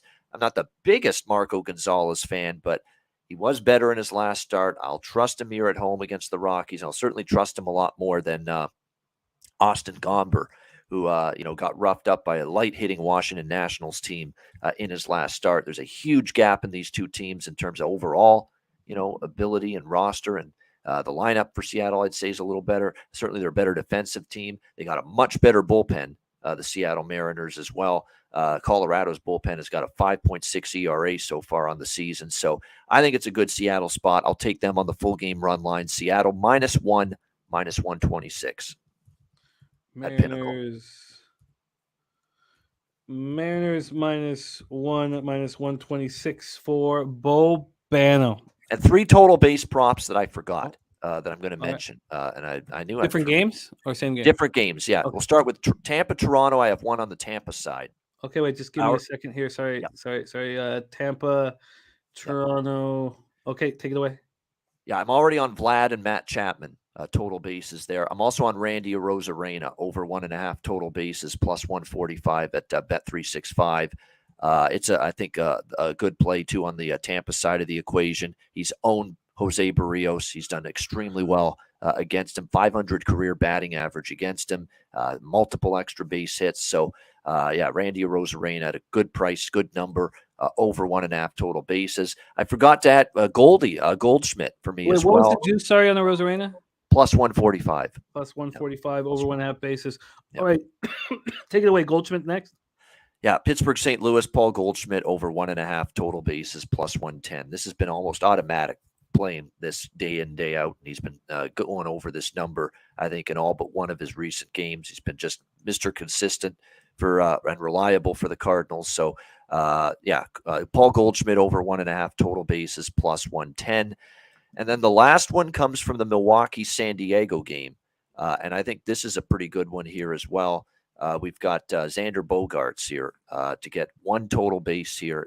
Actually, you know what? That's too pricey. Never mind. We'll leave that one alone. So just to add Goldschmidt and Arozarena. All right, let's review all action here in MLB. Bobano gets his card started with Marlins team total over 4.5 -120 in the full game over 9 at -106. Then he's on the over 9.5 -118 in Phillies Reds. I get my card started with the first 5 under 4.5 and Giants Tigers. I got that -105. Then Bobano's on the Guardians -1 at -120. Spreadsheet play today is the New York Yankees -1 at -118. Jose Sehe play today is a double up on the Rays, money line and -1, -115 and +112 respectively. Bobano's on the over 9. He's on Vladdy over 1.5 bases at +115. Chapman over 1.5 bases +130. Arozarena over 1.5 bases +145. Then I'm adding. Oh, I bet it. Angels first 5. I added it during the show. I was nervous that it was just going to keep moving, so I got the -125. I saw their -130s out there, and I got the -125. Jose also is on Angels first 5 -115. Noli knows also on the Angels first 5 money line. Pimp slot play today is the Angels, and I'm already on the first 5 under 5 in the full game under 9.5. I'm very excited about watching that game. Then I'm going to study the Orioles a little more. I don't think I'm going to go against Bobano on White Sox. I don't feel like I got the conviction in this breakdown. So I think there's a 5% chance that it's on my card. Bobano's on Mountcastle over 1.5 bases +110. The White Sox +102. I'm already on the Royals first 5 +120. I beat that market move badly, but I'm going to add the first 3 at +105. I really like that spot. Bobano is on the Royals first 5 +110. And he's on the Royals team total first 5 team total over 2.5 at +130. Bobano's on the Astros team total over 4.5 at -108. And I'm going to take a little bit more time on it. It's LJ's play today. And Bobano's also on the over 8.5. He's on Maldonado over a half base -105. Tucker over 1.5 bases +115. And Bray over 1.5 bases +145. Bobano's on the over 8.5 in Pittsburgh, St. Louis, and Goldschmidt over 1.5 bases +110. Bobano's on Senga over 5.5 Ks -146. Senga 5+ Ks and Mets money line -115. And I think I'm going to add Mets first 5 -0.5 -130. I feel like I'm just late to a very public fuck fest. Bobano, Padres team total over 4.5 at -114. Bobano is on the Cubs first 5 and the Cubs full game at +130 and 145 respectively. And he's on the Mariners -1 at -126. That is our card. I will review his NHL action after NBA. Bobano, excellent work. It was great to roll with you today. Good luck in NBA Pub Hub. NBA Pub Hub 4 p.m. today. 4 p.m. Final show of the season. I do want to announce that. It's a final NBA Pub Hub. For the season today at 4 p.m. Eastern. So looking forward to it. Let's have one great final show. We'll talk about the 2 play-in games. Dutch will do a great job here with the NBA card in just moments, so make sure you tune into that. Great to have you. Please follow Bobano on Twitter at Bobano. It is time to move on to NBA, and I love capping with your next guest, the freshest man in the sports capping industry, in the sports gambling industry. Please welcome from Las Vegas, Nevada, Dutch Boy Fresh.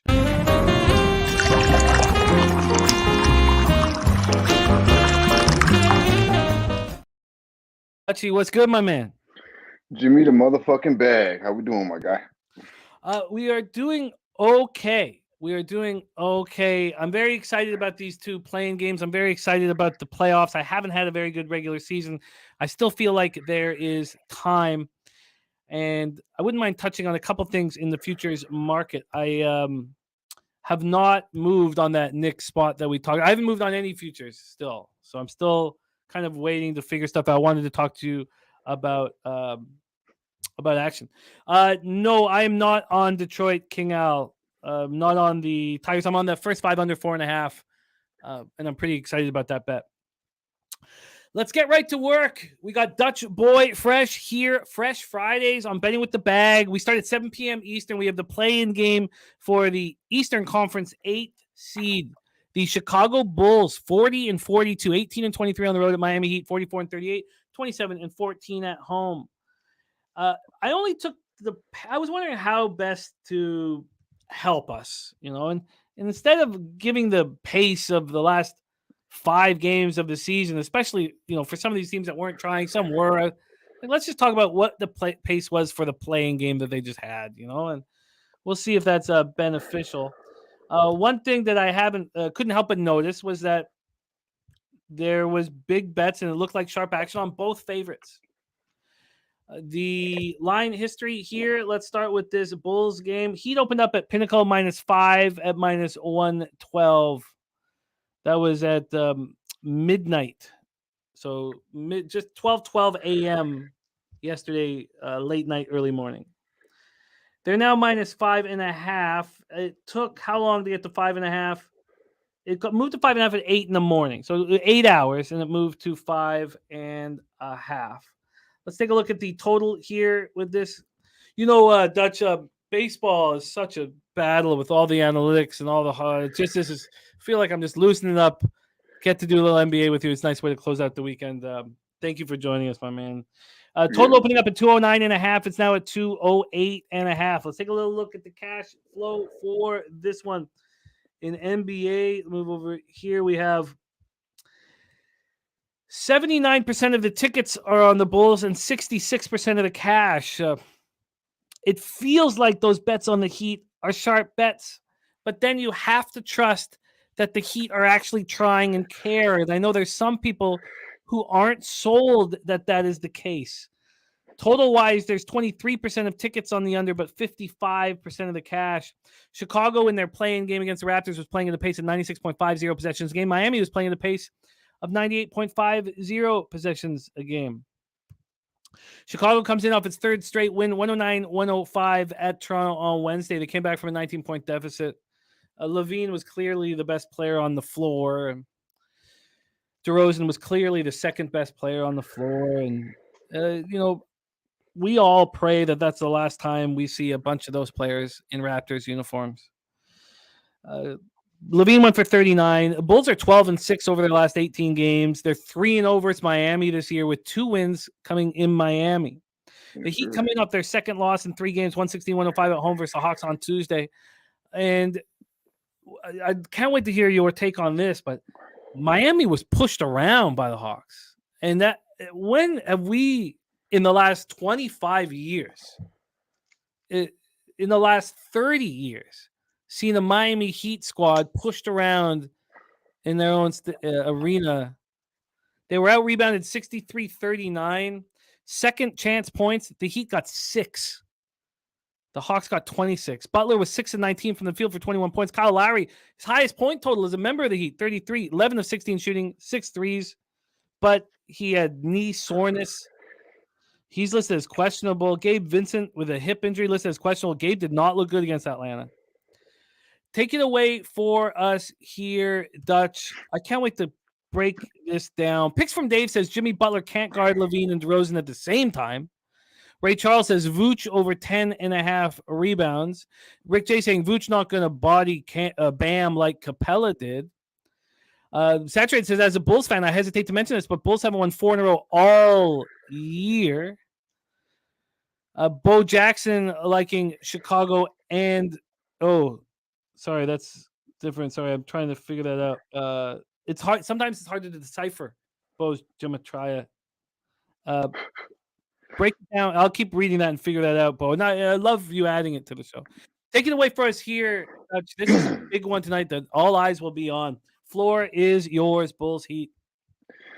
Yeah, man. I'm just not overthinking this, Jim. To be quite honest with you, gotta just go with it. Eye test first of all. We'll start with the eye test. I mean, if you watched Miami, you said it. They got bullied around, and it was big on effort. Like they gave up plus 22 offensive rebounds to the Atlanta Hawks. If you watch the game, they had set. It was 2-3 chances every fucking time they miss a shot. It was just like you would expect Sproul to make the changes, but I just don't believe they got the roster to do it. I mean, you count on Kevin Love and Tyler Zeller to give you minutes. I mean, solid minutes. You're seeing Kevin Love out there running the court. You're starting Strus, Hero, and Gabe Vincent. I mean, that's your starting 3 right there, backcourt, with obviously Jimmy Butler.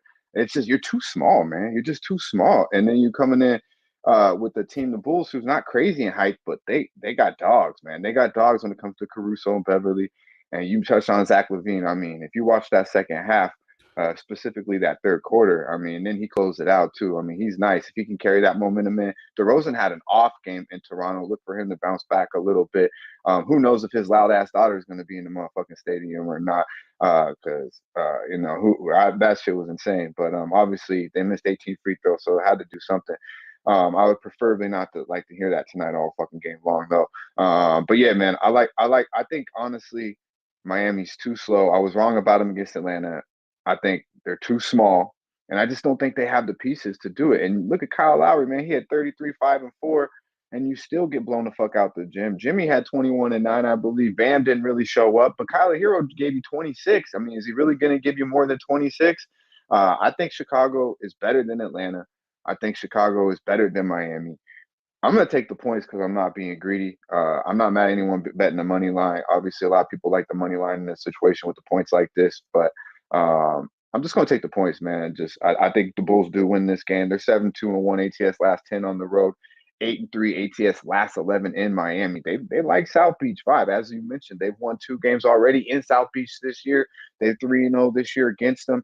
They average 114 points per game in those 3 games. Shooting 51% from the field. So I don't think nothing's going to change, to be quite honest with you. I think they'll score an average win by 10 points per game in those 3 meetings.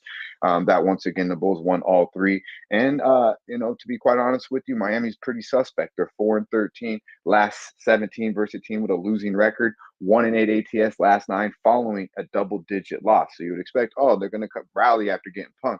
Well, not so much against the number here. I just simply think I like Eric Spo. I was wrong against him against Atlanta.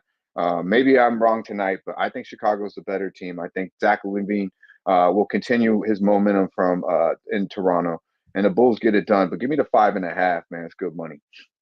We can get you that 5.5 for cheap.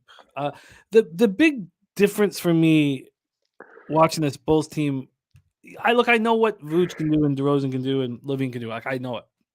But seeing Bev and Caruso out there changed things. It gave them their backcourt, gave their backcourt toughness. And they were much tougher than the Raptors. Hopefully we never need to see Gary Trent out there. I'll try to tell you he ain't all that. But and shout out to those 2 dudes, dogs, absolutely. But Patrick Williams is playing out of his fucking mind. I mean, he changed that game with that dunk on the baseline. And then he started just really getting into Siakam ass as well. So I like that kid coming out from Seminole. He's coming around. I think he's big time. I don't think Miami's got it. I don't think they got enough bigs. I think Vooch is big enough to put his weight on Bam. I think Bam can do his thing offensively if he's locked in. But we've seen Bam really have games where is he really on the court? So I think Vooch will do his thing. And most importantly, I think Zach LaVine will have a game tonight. Yeah. We believe DeRozan's daughter will be at the game. He said no, that she's going to be in school, but now like it's just going crazy. They're giving her free flights and all that stuff. So we do expect her at the game, and that was all fun. It was great. There's nothing wrong with that. LJ from H-Town says Miami allows too many turnovers, averaging 20 points off those turnovers 3 games versus the Bulls this season. Bulls averaged 10 steals a game in those 3 games this season. Anybody that's got a daughter is like, yeah, it's cool. Anybody that doesn't got a daughter is like, man, fuck that shit. That's what I've heard so far. That's true. That's true. I it's hard. I don't think that. I think the one thing that parents want is their children to care. Right. I think it's gangster, but at the same time, like, would I want to be next to that little motherfucker doing that shit? Absolutely not. I didn't even want to hear it on my TV. They make. I had Chicago, so I like the little girl. I mean, like I said, 18 out of 16 from the free throw line, but I'm just like, damn, that was a loud ass scream. They do this thing like this, like whistle scream at Canucks games like this. I'm not going to do it. It's not a sound I like hearing, but it's like a woohoo kind of thing. And it bothers my stepbrother so much. Like I've had to calm him down. Like he tries to fight people just for like cheering at a basketball. I'm like, listen, you got to calm down. They're just cheering and the whole stadium's doing it. You can't pick out 4 dudes just because you don't like the look of them. But I get it. Sky Dragon says Bulls to miss playoff ticket comes down to this. Part of me wants to take the +5.5. Part of me says Miami pedigree shows tonight off that pathetic effort. I think it all comes down to this, okay? To me. And I think that DG kind of nails it. And LG saying no lie, Raptors soft. They play hard but can get pushed around. Definitely time to blow it up and rebuild. But I think, and you touched on it too. The fact is, this is the first year that I can remember in a long time where we don't believe in the Heat's heart. Is that fair? Is that you don't believe that the pedigree and the heart and the character and the toughness is there this year? I'm not saying that. I'm saying I just don't think they have the talent. I mean, you look at the names I like Tyler Hero, but when we start talking to Gabe Vincent, Max Strus, and Tyler Hero, that's a defensive liability right there. I mean, come on now. And now you got Zach LaVine, like Picture from Dave said, Jimmy Butler can't guard both of these motherfuckers. He can't guard everybody. So, yeah, Gabe Vincent, he's beat up. He didn't look good at all. You touched on that. Strus is too small. He's a defensive liability, and Hero is barbecue motherfucking chicken. So, I just don't think they have it. As I mentioned, they're counting on Kevin Love. Kevin Love's getting minutes. Tyler Zeller's getting minutes. Like they just don't have the guys, the dogs, in my opinion. The dog is on the bench, and that's Udonis Haslem. I mean, shit, he's taking this shit more serious than the rest of them. Jimmy Butler can't do it all. Bam's MIA. But to me, I mean, would I be surprised if Max Strus hits 8 threes and fucking Gabe Vincent hits some threes and all of a sudden now they're the old Miami Heat? I mean, it's one fucking basketball game. These boys can catch fire. loanDepot catches fire from deep. We've seen Miami be fucking lights the fuck out from 3 at home. I just don't see it for 4 quarters, Jim. I think the Bulls are the better team. We're getting a lot of points here. I have to make the bet. But yeah, I mean, that's the only way I see Miami winning this basketball game. If they just go fucking 45, 48% from the 3-point line on like 35 attempts. And we'll know 5 minutes in. We'll know 7 or 8 minutes Absolutely. in. Absolutely. If they're wet, they're going to be wet fucking full all game. Mike M says, so it opened at 5. Money's coming in on the road dog. Vegas is giving another half point. Look, that's why I can't do it. But I've not had a successful basketball season. And there's times when I just got to be a host. And that's what I've had to do for a lot of this basketball season. And it sucks, but I can't trust my X's nose here. I don't want to go up against, but we've seen this exact situation with the Raptors game. The public was betting the Bulls and we perceived that this was sharp money moving the line towards the Raptors. And what did it matter? What did it matter? Right. You're sitting back there watching the Raptors up 19 points thinking, wow, the Sharps are right. And then fucking talk. And real quick, to touch on what Gas Report says, Stress is 6'5". Yeah, man, he's a small-ass 6'5", to be quite honest with you. And he's a slow-ass 6'5". And if you've seen him against Atlanta, they had him on the block guarding John Collins. I'm not even high on JC, so I'm just saying, like, that's a mismatch all fucking day long. They're expecting way too much out of that dude, in my opinion. Spo says he's changing up everything for this game. And so he better. G. Martinez says, I think Caleb Martin will start. I think that's a start. But, we shall see. Defensive purposes. Where was it here? Sorry, somebody was asking. Man. Oh yeah, Fopatashi, member here at Pub Sports Radio. If any member ever has a question that I don't just let me know because we'll stop everything. And we thank you for supporting the channel. Says, can you all speak on the team total? Says Bulls won all three with an average of 114 points per game. Yes, I'll just start just with from what we saw last game, what I expect from all of this, and with the market is I expect even though the Heat aren't tough, I do expect this to slow down. And we have this total opening up at 209.5. It's dropped to 208.5. And we have 23% of tickets on that under, but 55% of cash. Saturated says the total is too low. I certainly wouldn't. Briley Freedom says team total over, says way over. Let's let the expert talk about it. Take it away, Dutch. What do you think about these team totals and the total in general? Yeah, I definitely think 209 is a little low. 8 out of the last 10 meetings, I believe, have went over in the matchups. You do have two teams respectively ranking pretty high defensively, but I think 209 is pretty low. So I would strongly lean to the over here. I'm not big on totals, but these meetings, these games. All three of these games have went over the number 209 this year as well. And then 8 out of the last 10 meetings have went over. So yeah, I would definitely only look over. And my main thing with Miami is they have no paint protection and they can't end their perimeter defense outside of Jimmy Butler is very suspect. I do think Martin is an upgrade on defense. Shout out to G Martinez. I'm sure Spo will probably get more of him, but he wasn't doing anything either in Atlanta. The whole team looked fucked, to be quite honest with you, in Miami against Atlanta. So, and I think Chicago got momentum and is a better team than Atlanta, in my opinion. So, that's just my opinion. No, it's a great breakdown. Troy Torrance, Chicago parlay, Cubs first half money line under 4.5, and Bulls money line and under 209. If I had a free bet on the under, and I think I could even get there, I'm not going to be afraid of this low total. I'm not. I think that this game goes under. I think this is a low scoring. I think it's an ugly basketball game. Maybe enough for me to bet it actually. So, yeah, no play for me on the total, but I just the over trend wise is pretty juicy. Stands out definitely.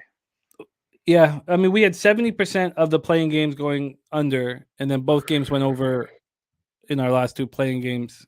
But playoff basketball, you think under, Mm-hmm. All right, let's move on to the next ball on the board. Our final game of the day. Thank you guys so much for rolling with us here at Pub Sports Radio. 9:30 p.m. Eastern. Oklahoma City Thunder 40-42, 16-25 on the road at the Minnesota Timberwolves 42-40, 22-19 at home at Target Center, Minneapolis, Minnesota. Similar pace. OKC playing at 96 possessions a game. Minnesota playing at 96.45 possessions a game against the Lake Show. Let's start with the line history here in this one. Oklahoma City, Minnesota. We have Minnesota opening up -4.5. They're now -5, but they got up to 5.5. They were at 5.5 for some time. Totals wise, it's opened up at 226.5. It's up to 228. Go over to the cash flow for this one. First off, total wise, it's gone up. 60% of the tickets are on the over, but just 41% of the cash. From a spread perspective, 81% of the tickets are on the Thunder, but just 65% of the cash. When it moved, I think anybody on the Thunder has to be very pleased that it moved back to 5. I mean, first off, it was very fishy that it moved to 5.5 when we knew everybody I saw on ESPN, they're saying, I'm on the Thunder here, I'm on the Thunder here. It was just very, very fishy. Troy Torrance says that he'd prefer Rudy Gobert to be out. Great to see DX Filer in the house. Thunder coming up their third straight win, 123-118 to the Pelicans on Wednesday. Shea, 25 in the second half. Was awesome. 32 overall. Giddey, 31-10 and 9. Lou Dort, 27. It was nice watching these guys run, man. Timberwolves had their 3-game winning streak snapped in that 108-102 overtime loss to the Lakers on Monday. The Gobert, Anderson, garbage. Gobert saying he couldn't have played anyways because of the back spasms. If we want to believe that or not. Chris Finch doesn't know if he's going to play. Kyle Anderson though looked really good. Looked a little bit like slow-mo Joe out there. He was just moving so slowly, but effective. 12 points, Yeah. 13 assists, 5 boards, 4 steals, 4 block shots. The way he shoots, I'm like, every shot I think is going to be an air ball. Cat 24 and 11 and 5, but foul trouble. In the biggest games of his life, he looks dumb. No one questions his skill. He's spectacularly skilled. But God, you just some of those fouls, I was like, there's no bigs. They're all hurt. You can't. Mike Conley was a boss. Watching Spicy P hit 1 of 3 foul shots while we're down 3 in the entire game online. Watching Conley hit them all. I mean, Timberwolves 3-1 against Thunder this season. Take it away for us here, Dutch. The second playing game. And this is our focus for our live bet stream tonight here. Pub Sports Radio with Razor Sharp Picks and Dabra Cadabra. Take it away for us here, Dutch Thunder, T-Wolves. Yeah, man. Good shit. Be sure to check them fellas out. Shout out to our guy, Razor Sharp Picks. I see you, my dude. Yeah. I mean, off of principle, I'm doing it, man. It's the Thunder. It's OKC. It's a 1-unit play. Haven't had the best luck with them this year, but I don't like what I've seen out of Minnesota, the way they collapsed there against the Lakers. I know Cat had a horrible game. So if you like Minnesota in this game, I think you look more towards not Cat, but excuse me, Anthony Edwards. I think you look more towards Anthony Edwards props if you like Minnesota here. I know a lot of cats like Minnesota here, like some sharps, but I just don't like what I'm seeing. You got these boys gaming out Anthony Edwards and Cat last night playing Call of Duty, when they should probably get in their Z's for this game tonight. But really what it comes down to, not only do I not trust Minnesota, and I think it's going to kind of carry over to, what they did in LA. I think Thunder, man, as a dog, getting this many points, it's kind of an auto bet, to be quite honest with you. They lose as a dog by an average of 2 points per game. They lose but on the road by an average of 3 points per game. They're 6-1 ATS last 7 in Minnesota. And Shea, man, he looked locked the fuck in the other night against the Pelicanos. And I believe the Pelicanos are a better team than Minnesota. So now you're going to get, and we're playing better basketball, quite honest, in Minnesota. So with the injuries and what for. Who knows if Rudy Gobert plays? If not, they don't even like the motherfucker. So who knows how to cap that situation, to be quite honest with you. But somehow, some way, Minnesota seems to fuck things up. And I think OKC is playing good ball. They continue to win games, man. So I just think here you got to take the points. Kind of seems like like a public dog. A lot of people are on it, but I think they can win this basketball game. So I am taking both dogs tonight. I got 5.5 on both. I think they both have a super live to win the basketball game. Thunder plus 5.5 -110 still available. Will Hill and a couple other books. So a lot of love for Giddey too. My bad, Jim. A lot of love for Giddey. Points, rebounds, and assists. Played out of his mind the other night. I look for it to continue too. So nothing from a defensive perspective from Minnesota I think will slow down without not having Jaden out there. Obviously, he broke his hand. So I think Giddey and Shea get off, or I think they do what they want. I don't think Minnesota has anything for him perimeter wise. Thunder plus 5.5 at -110. Saturated says he loves taking the Thunder as Thunder dogs. LJ from H-Town's on the Wolves. First half -3 says they're 13-4 against spread. First half last 17 games plus 5-point margin. First half last 3 games they were plus 11. They were plus 11 first half last game versus the Lakers. Luchase Fox says Thunder all night. We have a Keeneland double. 1-2 over at Keeneland. $50 double. Has a $300 payout. 1-2. The double there. There we go. I've got to take some more time with this late game, and it's our big live stream with Razor and Dab. So that starts at 8 p.m. though. So they're going to be able to hammer the second half of Bulls Heat, and then they're going to move on to the Thunder. And then, of course, Dab will be capping baseball as well. So it's going to be really, really fun. There you go. So Dutch on the Thunder plus 5.5 -110. He's on the Bulls plus 5.5 -103. And I'm very close to moving on the under in the Bulls Heat game. And I really believe it's that low for a reason. But I'm going to spend a little more time on it. I'm not mad at LJ's first half play. I think it's pretty solid. I just think they find a way to fuck it off, to be quite honest with you, as I mentioned. And if I had to bet the Heat game early, I would look Heat a little early, and I think the Bulls find a way, kind of like they did in Toronto.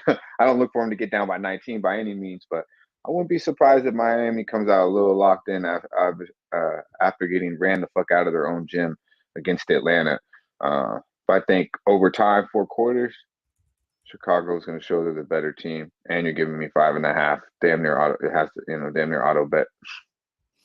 I get it. Marcus, I'm going to run with you on the under 208.5. I think so. Dutch, it is a treat to run with you on these Fridays. Thank you for taking the time to roll with us, my friend. Dutch on Bulls plus 5.5 minus 103. He's on the Thunder plus 5.5 at minus 110. Troy Torrance is on the Bulls plus 5.5 and sprinkling the money line. He's got T-Wolves first half minus 3 and will double down live if necessary. Rick J saying public on OKC line moved from 5 to 5.5. It's also moved back. It's actually moved from 4.5 up to 5.5, but it's actually moved back to 5 at a bunch of books. So anybody on the Thunder should be pleased that happened. If it moved to 6, you'd be like, what's going on here? DC Capper on the Thunder plus 5 in the over 228.5. Follow our guy Dutch Boy Fresh on Twitter at Dutch Boy Fresh. Dutch, thanks for taking the time, my man. Any last words for the Cappers here supporting the show? Yeah, man. Appreciate it, Jim. I got Razor, man. Razor, you can have the first quarter. You can have the first half. I'm taking the motherfucking full game, bro. I appreciate y'all, man. Y'all stay fresh. There he is, Dutch Boy Fresh in the house. Let's do a review of all action here. Thank you guys so much for supporting our show.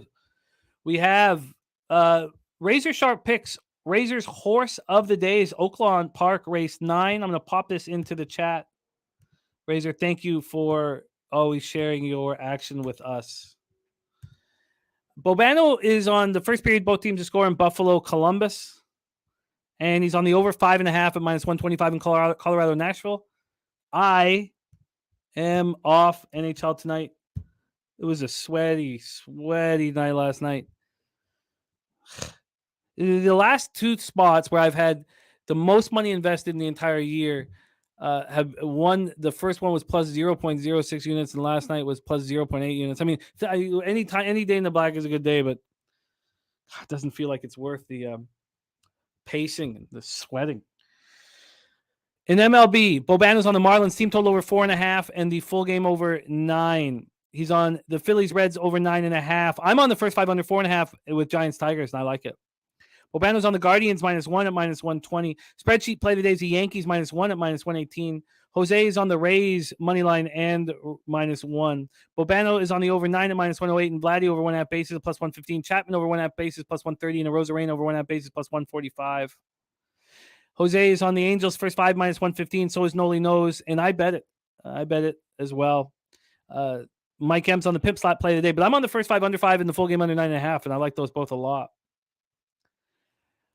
Bobano's on Mountcastle over 1.5 bases at plus 110 and White Sox plus 102.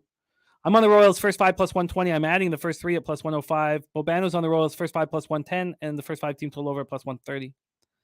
I'm going to spend some more time on this Astros team total over 4.5. I'm going to do that now. Bobano's on the Astros team total over 4.5. That was LJ's play of the day as well. Bobano's also on the over 8.5, and he's on over a half base for Maldonado and over 1.5 for Tucker and Abreu. Bobano's on the over 8.5 and Pirates Cardinals. He's on Goldschmidt over 1.5 bases at plus 110. I think I know it's public and I'm getting the ass end of the line, but I still think I'm going to move on this Mets first 5 minus a half spot with Senga. Should have already been on it. Just don't know exactly why I didn't, but he's also on Senga 5 plus Ks and Mets money line. That's at minus 115 that same game, and that's a spot that Rocco Rogers also on. Bobano's on the Padres team total over 4.5 minus 114. He's on the Cubs first 5 plus 130 and the Cubs full game plus 145. And then he's on the Mariners minus 1 and minus 126. That is our show for today. Thank you guys so much for all of your support. Shout out to all you guys, man. This is it sucked having that terrible Tuesday. Had a winning day Wednesday and Thursday, but not enough to get out of that. 4 of our last 5 weeks have been winning weeks, and 2 of them have been double-digit unit winning weeks. So I'd like to get out of it here. Shout out to all you guys. Juan Ruiz, Jarek White, Billy Friedrich, Bo Jackson, Equinimus, Rance, Luchase Fox, Marcus R., North, Ender, Razor, Sharp Picks, Viper, NB, Real Deal Prime, Tori Coker, Max Swelly, Lou Chase Fox, Rick J, DC Capper, Mr. Dylan, Troy Torrance. Thank you guys. Thank you so much for your support. Mr. T2G Picks, my man Rico, The Gas Report, Jake Burns. Thank you guys. And thank you to our producer here, the backbone of everything we do here at Pub Sports Radio, Jose Bouquet. Jose, I'm excited to see you climb out of this hole. Very excited to see you climb out of it. It takes character to do it, and I know you have that in spades. So we believe in you. Believe in yourself. Don't second guess yourself, and get back on the winning run here tonight. And thank you all. So that's our week here at Betting with the Bag. And let's go out there and make the money. We got big shows coming up. Balking Dead at 3:10. NBA Pub at 4 p.m. Say Hey Plays of the Day at 5 p.m. And then our live bet stream at 8 p.m. starring Dabby Cabin Razor Sharp Picks. Now, get some more action in and we get paid in full. Milk the motherfuckers, man. Leche! Hey, Los bookmakers, milk that shit.